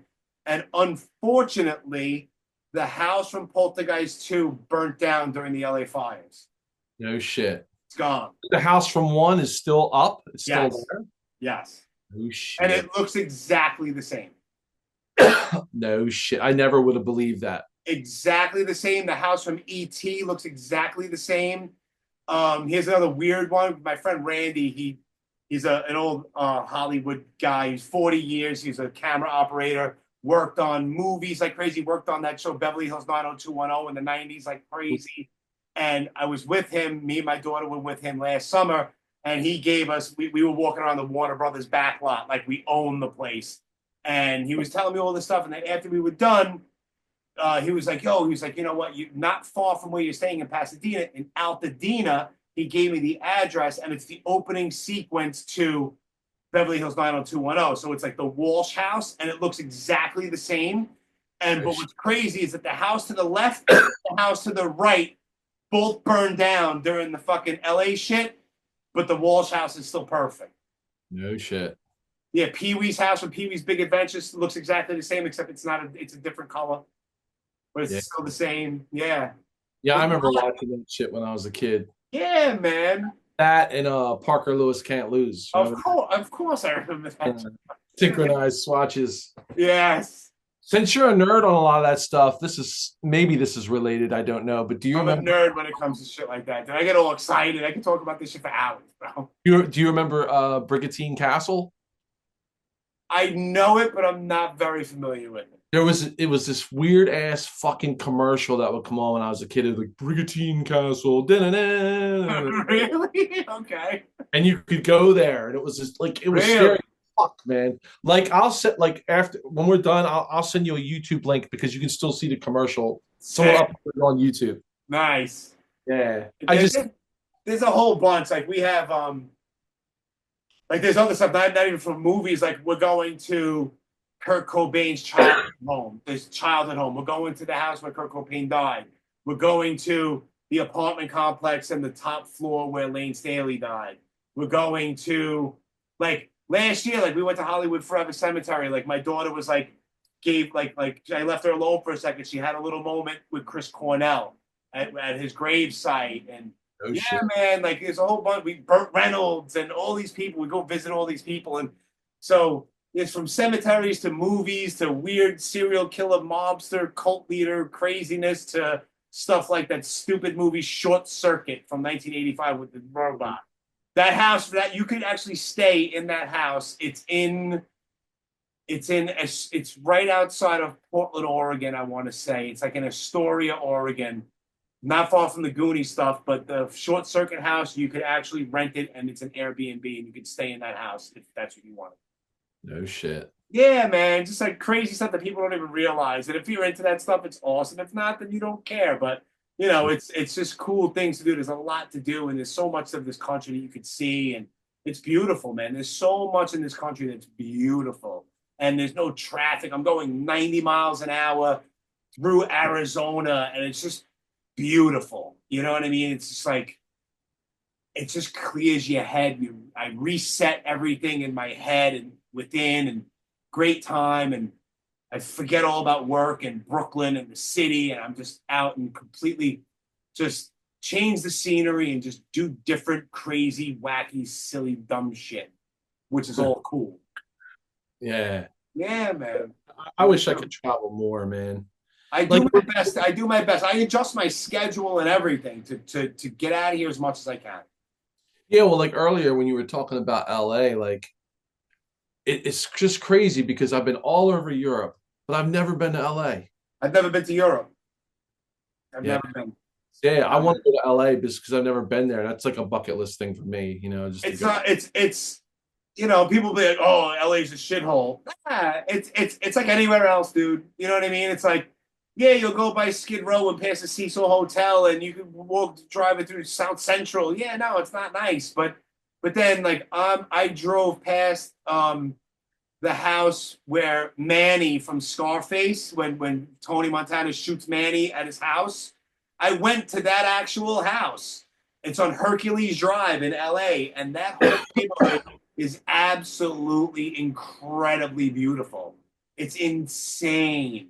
It's pristine. It's absolutely beautiful.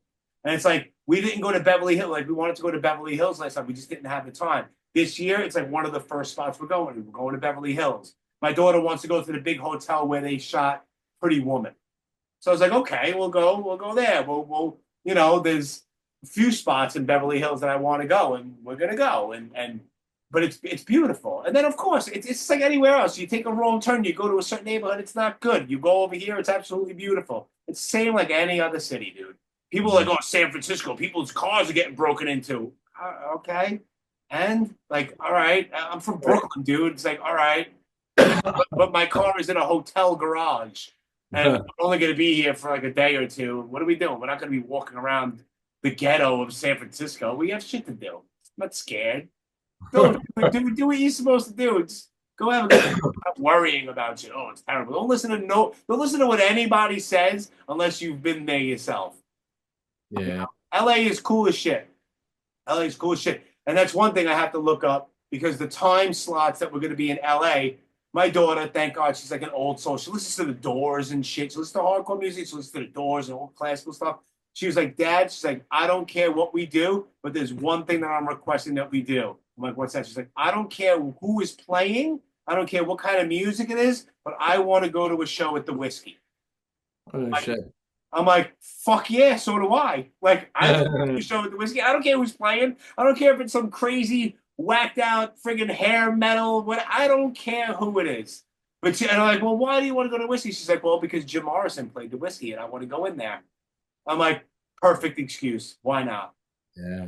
You guys are like kindred spirits, man. Yeah, man. Yeah, it's incredible. As she's getting older, she and I'm not just saying that because she's my daughter and stuff, but it's also true. Like she amazes me. Like the certain things she says and her insight to things and the things she's into, and she's super all over the place with shit she's into, and it's just awesome. Yeah, she's like, I want to go to France just so I could go and visit Jim. I'm like, okay, we'll do that one day, 100%. I want to also. Nice. Yeah, well, man. When you said she was an old soul, my son's similar in that regard too. Like, especially with what he listens to. Yeah. You know, we were in the car the other day, and of course, like all kids, like they got the earbuds in. Yeah. Like, what are you listening to, man? And he goes, "You're not gonna like it." I'm like, "I like everything. Let me hear what you listen to." Gives me the earbud, and it's like real old school jazz piano playing, super sophisticated. I'm like, "Who's this?" He's like, "It's Bud Powell." I'm like, "Oh, okay." All right. I'm like, "Is that your wheelhouse?" He's like, "Pretty much." So he like listens to tons of old school jazz. That's cool shit. You know, and like I like Bill Evans, Oscar Peterson, shit like that, but I don't play. I've never really introduced him to jazz. Right. Like he just kind of found that on his own. Yeah. You know what I mean? Yeah.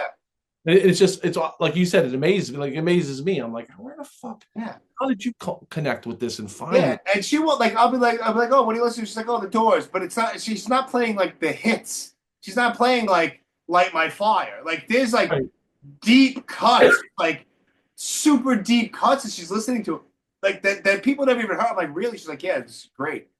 I'm like, okay. She reads Jim Morrison books and this and that and this whole thing, and I'm like, okay, there's a big. We didn't see it last time. She's like, I'm pissed. I didn't know it was there, but now we got to find it. I'm like, well, what is it? She's like, there's 2 different Jim Morrison murals that are down in Venice Beach. I was like, we were in Venice Beach, so we were probably like right by. She's like, I know, we have to go. I'm like, all right. So I just Googled Jim Morrison Venice Beach mural, and I know the exact location. So she wants to go and take pictures of the Jim Morrison murals and shit. Like we went to certain places, like where they filmed the movie The Doors. You know, like we went to several filming locations. She's just standing there. I'm like, what's up? She's like, this is just really cool. And it's just like a bridge, like over like this, you know, it's just a neighborhood, but she knows and she could picture watching Val Kilmer walk over that bridge and go meet, you know, and she just, wow, this is really cool. Like that all really happened here, and Doors related. And she's like into that kind of shit. Which thank God she's not like on TikTok and listening to ridiculous, stupid music that's on the. You know what I mean? She's in her own lane, and she doesn't give a shit. Which is I love that. Yeah, you lucked out with that. I lucked out. Oh, with that. I know I lucked out. I lucked out with a lot of things, man. Like yes, I'm divorced and stuff, but I lucked out that my ex-wife is cool as shit. Like we have a great relationship. Like I said before, she's remarried. He's cool. There's no weirdness. There's no drama. There's no nothing. I walk in their house like I own it, and it's not even like, what are you doing? It's like, oh hey, what's up? Like, oh, you want to stay for dinner? It's like, yeah, sure. And it's just cool as shit. And I know because there's horror stories about people and divorces with kids involved. It's a nightmare. And me, I have no beef. I have no issues. Everything is fucking lovely, bro. Yeah, my daughter is super well adjusted under the circumstances. Obviously, for a little while years ago, it was a little rough here and there because it's only normal, a divorce, and the kids are confused. But she sees that me and her mother are cool, and all the things that I do with my daughter, and there's communication with everything, and there's no weirdness, and she gets along with. She doesn't even call him her stepfather. He's just him. You know what I mean? But there's no weirdness, and everything is cool, and everyone is no drama, dude. No drama. Yeah, that's. And I'm grateful, and I realize I'm grateful every day that it is the way it is. Yeah, that's awesome. Yep, I'm very well aware I'm lucky. Yeah, going back to places, I still haven't seen St. Mark's Place, like the physical graffiti. Fucking what? Have not been there yet, dude. You need to get your ass out of Delaware and come down to the city, and I'll bring you on my own fucking walking tour. On the tour, right? Yeah. Yeah, man. There's 100 places, man. Yeah, you would know where to go. 100%. And like, you know, it's fucked up because it's not like we were talking earlier. Like, it's not all that far to get there. No. 2.5 hours and you're there. You know my daughter loves it down there. My daughter knows that place. Like, you ever see the movie Basketball Diaries back in the day with Leonardo DiCaprio? He plays a junkie. I know the name, but I've never seen it. It's not a feel-good movie. It's based on Jim Carroll, who wrote the book, and there's some fucked up shit. It's a crazy movie, and Leonardo DiCaprio kills it. It's super heartbreaking. It's sad. It's there's some redemption qualities to it, whatever.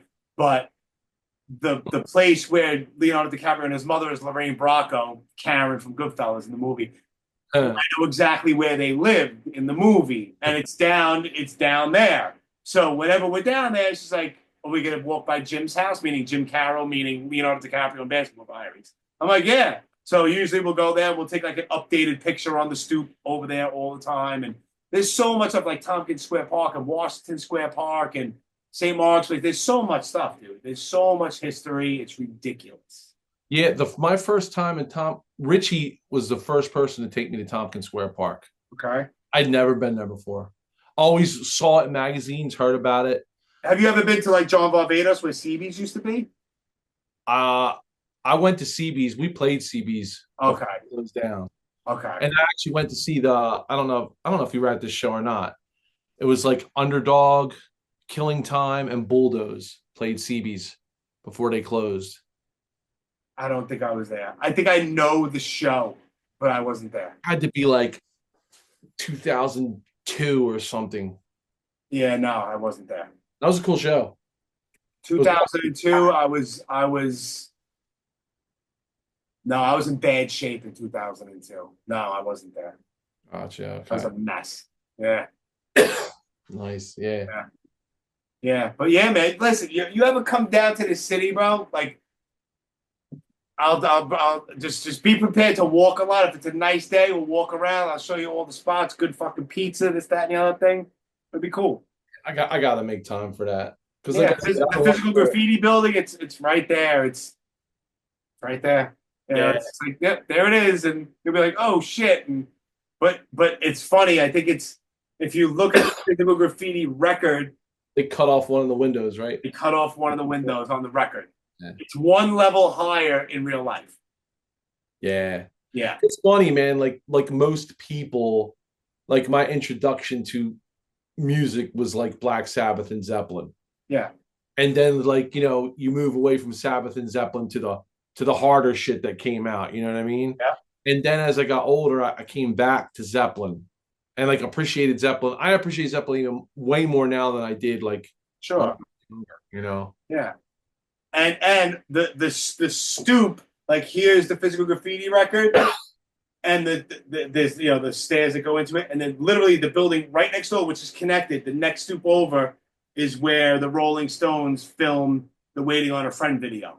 Yep, I heard that. As you It's literally right next to it, right there. Yeah, man. I know all this shit, man. You come down, I'll show you the whole tour. Like some of it, you'll be like, "Oh, that's kind of cool. I don't really care, but that's cool." This is where this happened. This is this. Where Bleecker Bob's used to be, and this and that. It's all like crazy. Oh, lot of shit, man. Tons. Bleecker Bob's, was that in the Lower East Side? That was in the West Village. That was in the West Village. West Village, okay. Yeah. Yeah. And then they closed, and then it became this like weird Thai sushi fusion place. And then I actually ate in there, and I just didn't feel right, man. I'm like sitting in there, and I'm like, don't feel right. Like, why am I eating sushi and Bleecker Bob's right now? Like, this is not. It's like when the Limelight, which is my favorite club from back in the day, when the Limelight shut down a few years ago, I went there and I was sitting there eating pizza in like the main hallway when you first would like walk in back in the day to pay your admission to get in. I'm like, what am I doing here? Like the shit that used to go on in this building, like I'm sitting here eating pizza. Like it didn't feel right, bro. It's just, I felt like I was doing something wrong. Weird, man. It was just very weird. But yeah, man, there's so much to do. It's never ending. It's never ending. So much. What is CB's now? I forget. It's John Varvatos. It's a clothing place. It's like high-end clothes. And at first it was like, oh, fucking boo, John Varvatos, blah, blah, blah. And then it's true. Somebody was just recently on the podcast and they mentioned it to me. And I think I was with Drew Stone. And he was like, I understand where you're coming from, how it sucks and whatever, that they didn't save the place and this and that. But if you look at it like this, at least it's from a guy who has punk rock roots and preserved a lot of the inside, where there's still like pieces of there's like plastic, like plexiglass over portions of the wall where there's flyers still and graffiti. That's cool. But that's cool. But thankfully, it's not a fucking Bank of America or a Starbucks. You know what I mean? Then it would be like, yeah, this is fun. But at least it's from a guy. The awning is the same shape, except it's black and it says John Bob. But the structure itself is relatively the same. The inside, you could see, all right, the basic shape is still there. So it's like, okay. I mean, that's the best scenario. You know what I mean? It could be a fucking 7-Eleven. You know what I mean? But it's not. Right. Yeah. But yeah, there's some CBGB book, and a guy I know, like he took a picture of one of the pages, and years in the early 2000s, I did a band called Burning Thousands, and we put a sticker up because we played CBs. We put a sticker up, and the sticker's in the book. Sent me, and I know it's like it's such a little thing, but that's cool. Like fucking CBGBs, man. Yeah, and like the stickers on the wall that made it in the book. And you know what's crazy? I mean, what would be really fucking cool? I don't know exactly where in the club that sticker is, but you never know, man. You go in there and you look, that sticker may still be visible. Well, like you were saying, because you put the plexiglass up over certain parts, not all of it, but there's certain portions that are preserved. That's cool that he did that. Yes. Yeah, 100%. The same duct work is still up, which is cool. Like if you look at the pictures, like there's always the speakers right above the small stage, and then there's that duct work that goes this way. That duct work is still there. So you could see, like, okay, like you could envision, all right, now, all right, the bar was here, which is gone, but the bar was here, and all right, I can picture, all right, now I'm in CB's in my head, you know, you can picture it all. Yeah. Probably the best case scenario. It is 100%. Like I said, it could be a fucking bank. Ugh. Yeah, it would be the worst. Like the total opposite of CB's, you know. Right. Some corporate fucking stale, whatever, run-of-the-mill Starbucks.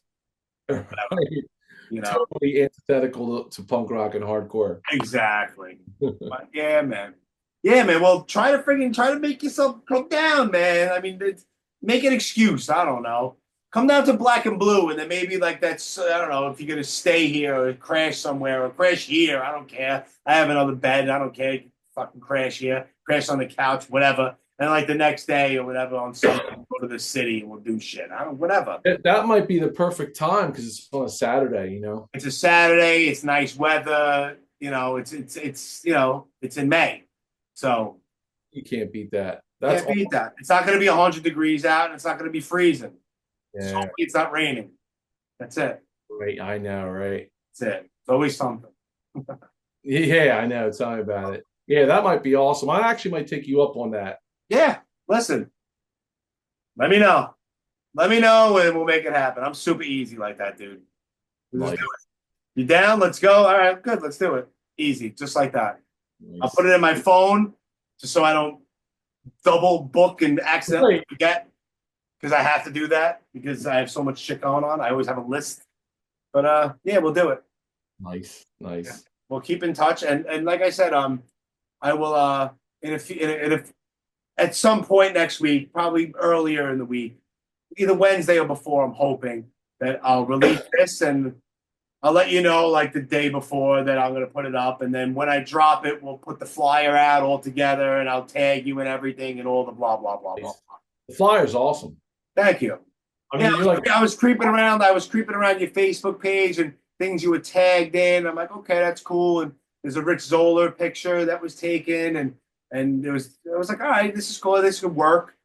And I just wanted to make sure like your body position was in certain ways, so it's not all mishmash, and it kind of works. And it was cool. Yeah, like there's like that cherub. Is it like a cherub that's coming from the clouds and if you look, it just so happened, kind of like that streak in the room that you have right now. There's that one picture of you playing, and there's a streak right above you, and it just so happened that lined up with the cherub that's blowing down. I noticed that right away. And you know what? Like I had the cherub there already, and then I found that picture. I'm like, okay, cool. And I'm like, wow. I'm like, that's kind of cool. That like that wasn't even like by design. It kind of fell into place like that. I was like, oh, that's kind of cool. All right, I think that's gonna work. Yeah, I always wondered if you had someone do that stuff for you, or if you did it. It's all me. No shit. Yeah. What are you doing in Photoshop or something? A super, super, super old version of Photoshop Elements. It's ridiculous. Oh, shit. It's super old, bro. It's my Photoshop program is from like 2009. Wow. Yeah. And I didn't take any. I just when I first got it back then, I just fucked around and I just played and figured it out. And then as things went, oh, you could do this, you could do this. Oh, I like the way I do this better than this way. But yeah, it's a super, super old Photoshop program. No shit. Yeah, and I just shut all my lights down, and I have a drink of a non-alcoholic beverage, like my iced tea or whatever, and I sit here and I get into a zone and I find all the pictures first. Some potential, some I could definitely use, and then I just sometimes I'll do. I've worked on a flyer for like 4 hours at one point. Not yours. Yours was relatively easy, but some of them I've worked on, and I'm like, all right, I'm done. And I sit back and I look at it, and I'm like, I hate it. And I just scrap the whole thing and I start all over again. I'm nuts like that. There's certain things people be like, oh, that looks great. Yeah, I don't like it. I don't know why. I don't know what it is, but it doesn't sit right with me, and I don't like it. There's certain things that people will never notice, but I notice it, and I'm like, that shit bothers me. I got to change that. I'm weird. It's your brand. So I get that. You know what I mean? Yeah, it's everything you put out's a reflection of you in the podcast. So right. Yeah, it's just something that I don't know. I've always been that way in certain aspects of my life, I guess. I don't know. If it's not a certain way, it bothers me. Like it's got to be a certain way. It's like being anal retentive, and I don't know if you believe all the astrological signs, but I'm a stereotypical textbook fucking Virgo, and everything has its place, and everything has to be super organized, and And I'm super clean, not OCD clean, like not washing my hands 95 times a day, but my house is super organized. Everything is even and everything. I've always been that way. Everything's symmetrical. Everything, dude. Like, I don't know if you could even tell, but I don't know. You can see up here. That's in my living room on the top. Those are all 7-inch records in frames. I don't know if you could. I can see them. Yeah. But that wraps around the entire living room, and everything is exactly equally spaced. 4 inches in between. Yeah. But I'm psycho. Yeah. So, but even as like a little kid, like honestly, I do not remember one time where like my mother had to ever be like, Jimmy, go inside and clean your room. Never. It would just be clean. I don't know. I was always that way. Some people think I'm insane, but listen, I like my shit the way I like it, you know? No, that's fair. That's it. I don't bother nobody. My room, when I was a kid, my room was always nice too. Yeah. I don't know what I had the shelf, all the Transformers were in a certain, sequence. Of course. The G.I. Joes were in a certain sequence. Of course they were. I made my bed, always made it perfect. Yeah, me too. All that shit, man. Yep. Same here. No one was allowed to touch any of the, like if my friends came over, like they knew they couldn't touch my figures. Right. Yeah. I freaked out if they got touched or moved or. Yeah, man. I put time and love into this. Don't come here and just be like whatever about it. Like, I don't know. It doesn't work that way. Yeah. You know? It's true. I was big time bad with it. Yeah. Kid. As I've gotten older, I mean, I am still that way to some degree, but yeah. Not like I was then. Then I was like it would freak me out. Like, Yeah. I don't know. Very cool. Well, dude, we're going 2 hours strong. Dude. I'm keeping you up past your bedtime and shit. It's 11 o'clock. It is, dude. You got to get some Z's. That's crazy. I never would have dreamed this much time's gone by. See? You never know. It just fucking happens, and you just saw bullshit from everything from fucking hardcore shit to Transformers on your shelf as a kid. Right. From hardcore shit, from movie shit, Transformers. Yeah. We run the whole gamut, bro. We go through it all. Nice. You never know. That's why I say I'm not prepared. It just happens. Whatever happens. Wherever we go, and that's cool. Yeah, better that way. Way cooler. Yeah. Way cooler. Now, before I forget, I just want to shout out Generation Records. They sponsor the podcast. Follow Generation Records at Generation Records on Instagram. They are located at 210 Thompson Street in the West Village here in New York City. They've been around since 1992. Best record store in New York City. And shout out to Marc and Ron Grimaldi and all those people. They're the best. They've been a sponsor since I started the podcast. And with that, just all I ask is follow the Instagram page. It's relatively unscathed. That's what it is. The other shit, don't even think about looking for a blast furnace page. It's up, but it's hacked, and I have no access to that thing for like 3 years, and I have no way to get into it. But so pretend it doesn't exist. Relatively Unscathed is the name of the book that I wrote, which is in the hands of the editor right now. And that's another thing I did. I wrote a fucking book, Marc, 752 pages in 13 months. And yeah, I know there's something wrong with me. But that's all I ask is just follow that. And in the link in that bio is where you can find every single place you can find the podcast. And where could they find you, Marc Thousands? Instagram. I think it's at OG Marc Thousands. OG Marc Thousands on Instagram. Yes. And I guess just Marc Thousands on Facebook. Yes. I like Instagram better. I mean, I get on both, but yeah. And then if you go to the Marc Thousands page, there's probably somewhere in the link. There's the Ritualized has a band page too. Yeah, Ritualized has a Facebook, has an Instagram, and I think on my Instagram profile there's a link for the Ritualized page. Yes, it's actually, I'm on it right now. It is Ritualized _band. Yeah, Ritualized _band. I had it as just Ritualized, but like I'm like, I wanted people to know that it was like a music thing. Right, and sure. That's why I put the band part on there. But makes total sense, dude. And you motherfuckers in the hardcore scene, somebody better fucking, if you watch this, book us. Yes. We need some shows. Yes. You know, it's so crazy. It's like most, like the other dudes too, like been doing bands forever. Yeah, Like when it's a new band, it's just like starting over. of course it is. You know what I mean? Well, here's something I will tell you is that there is, I don't know exactly when, so I can't even tell you. I have to look at my schedule and I have to figure other things out. But I'm going to say before the end of the summer, I will 99% chance we'll be booking another show at most likely Lucky 13 here in Brooklyn. So there's an open invite once I get all that stuff. If you guys want to hop on and play, you can play. Would love to do it.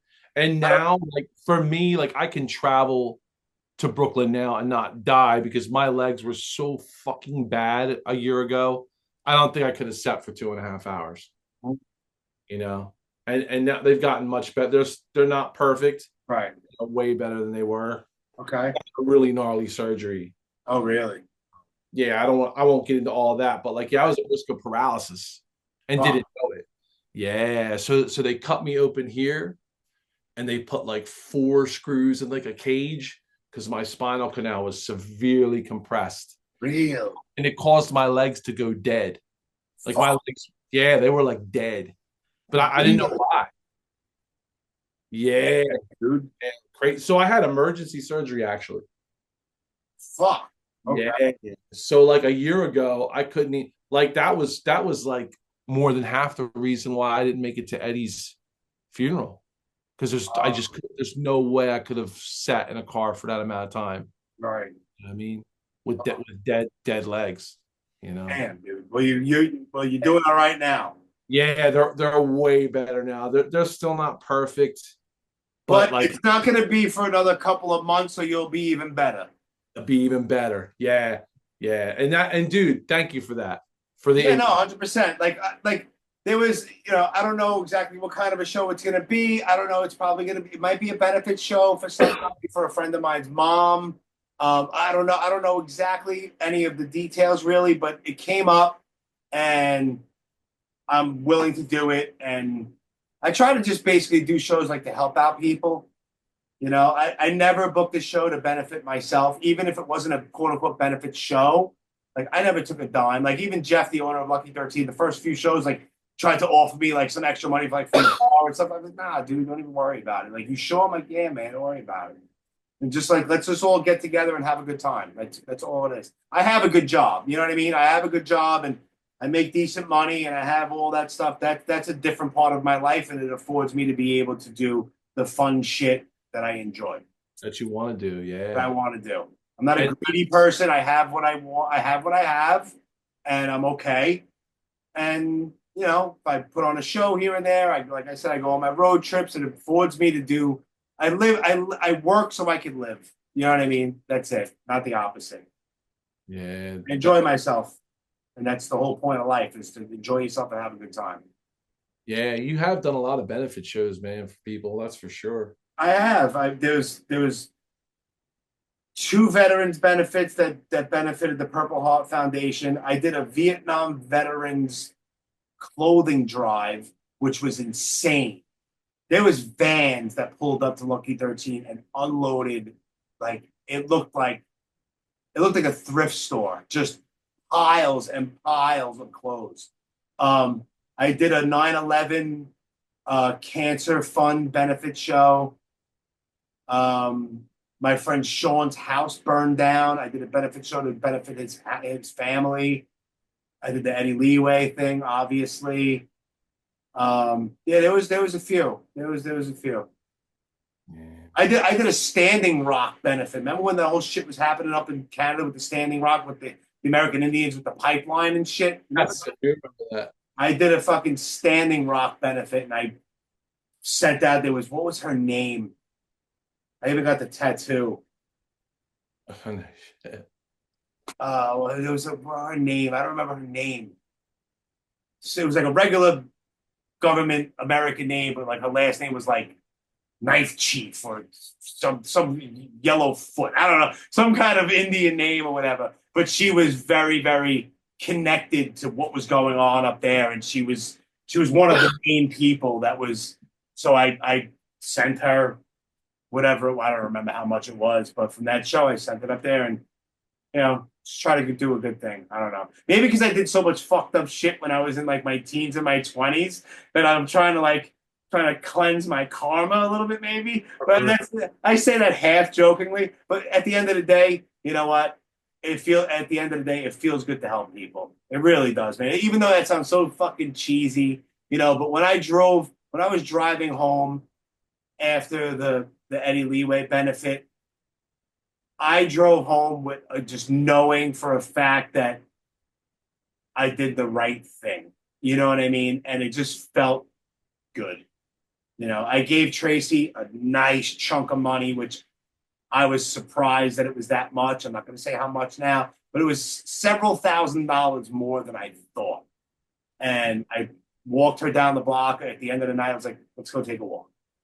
And I counted it like 3 different times. And it was an odd, weird number, like, blah, blah, blah, like $57, whatever. And I was like, here is, and she couldn't believe it. And she cried and she gave me a hug. And I was like, if it helps a little bit or if it helps a lot, I just hope it helps. And I drove home that night knowing that I did the right thing by my friend and his family. Yeah. Wow. So that's why I had no intentions of booking any shows. And then when he passed, I'm like, I feel like I need to do something. Yeah. I'm sure she appreciated that. 100%. 100%. So it was cool. And that's the reason why I do the things that I do, because it feels good at the end of the day. And that's it. But yeah, like I said before, I don't know exactly what the show is going to be or who's really even going to play. It might be a very eclectic bill. It might be, I don't know exactly. But it came up literally like 48 hours ago. So I didn't even get a chance to look at my calendar or contact Lucky 13 about dates and shit. But there will be something that's going to happen. I'll definitely keep you in the loop. Nice. Thank you so much, man. Anytime, I appreciate that, man. Anytime. Yeah. Anytime. Awesome. Well, listen, man, this is awesome. Yeah, absolutely. This is a good time, man. I'm glad we finally actually got to do this. And it's a good one. It's a long one. Hopefully, people are still listening. They're probably well, listen. But a lot of times, listen, because people's attention span. A lot of times, I know that people tell me like I listened to the first 45 minutes and I had shit to do. Then I picked up 45 and I listened to the rest of it. So it's all there for if you want to all listen to it in pieces. Ones, whatever it is. But it's all there. It'll all be up. And hope you enjoy. Nice. I'm excited to promote it, let people check it out, man. Me too. Yeah, like I said, in a few days, at the beginning of the week, after the weekend, a couple days into the week, I should be good to go. Nice. And I'll fill you in. I'll let you know when we post it, and then hopefully everybody enjoys. Hey, motherfuckers better enjoy this fucking shit. Yeah, that's right, motherfuckers. Fucking kids. No attention span having little motherfuckers. Yeah. Big Marc, thank you so much, my man. You got to go to bed, and I have shit to do myself. But yeah, we're going over. Yeah, we're like 2 hours and 15 minutes.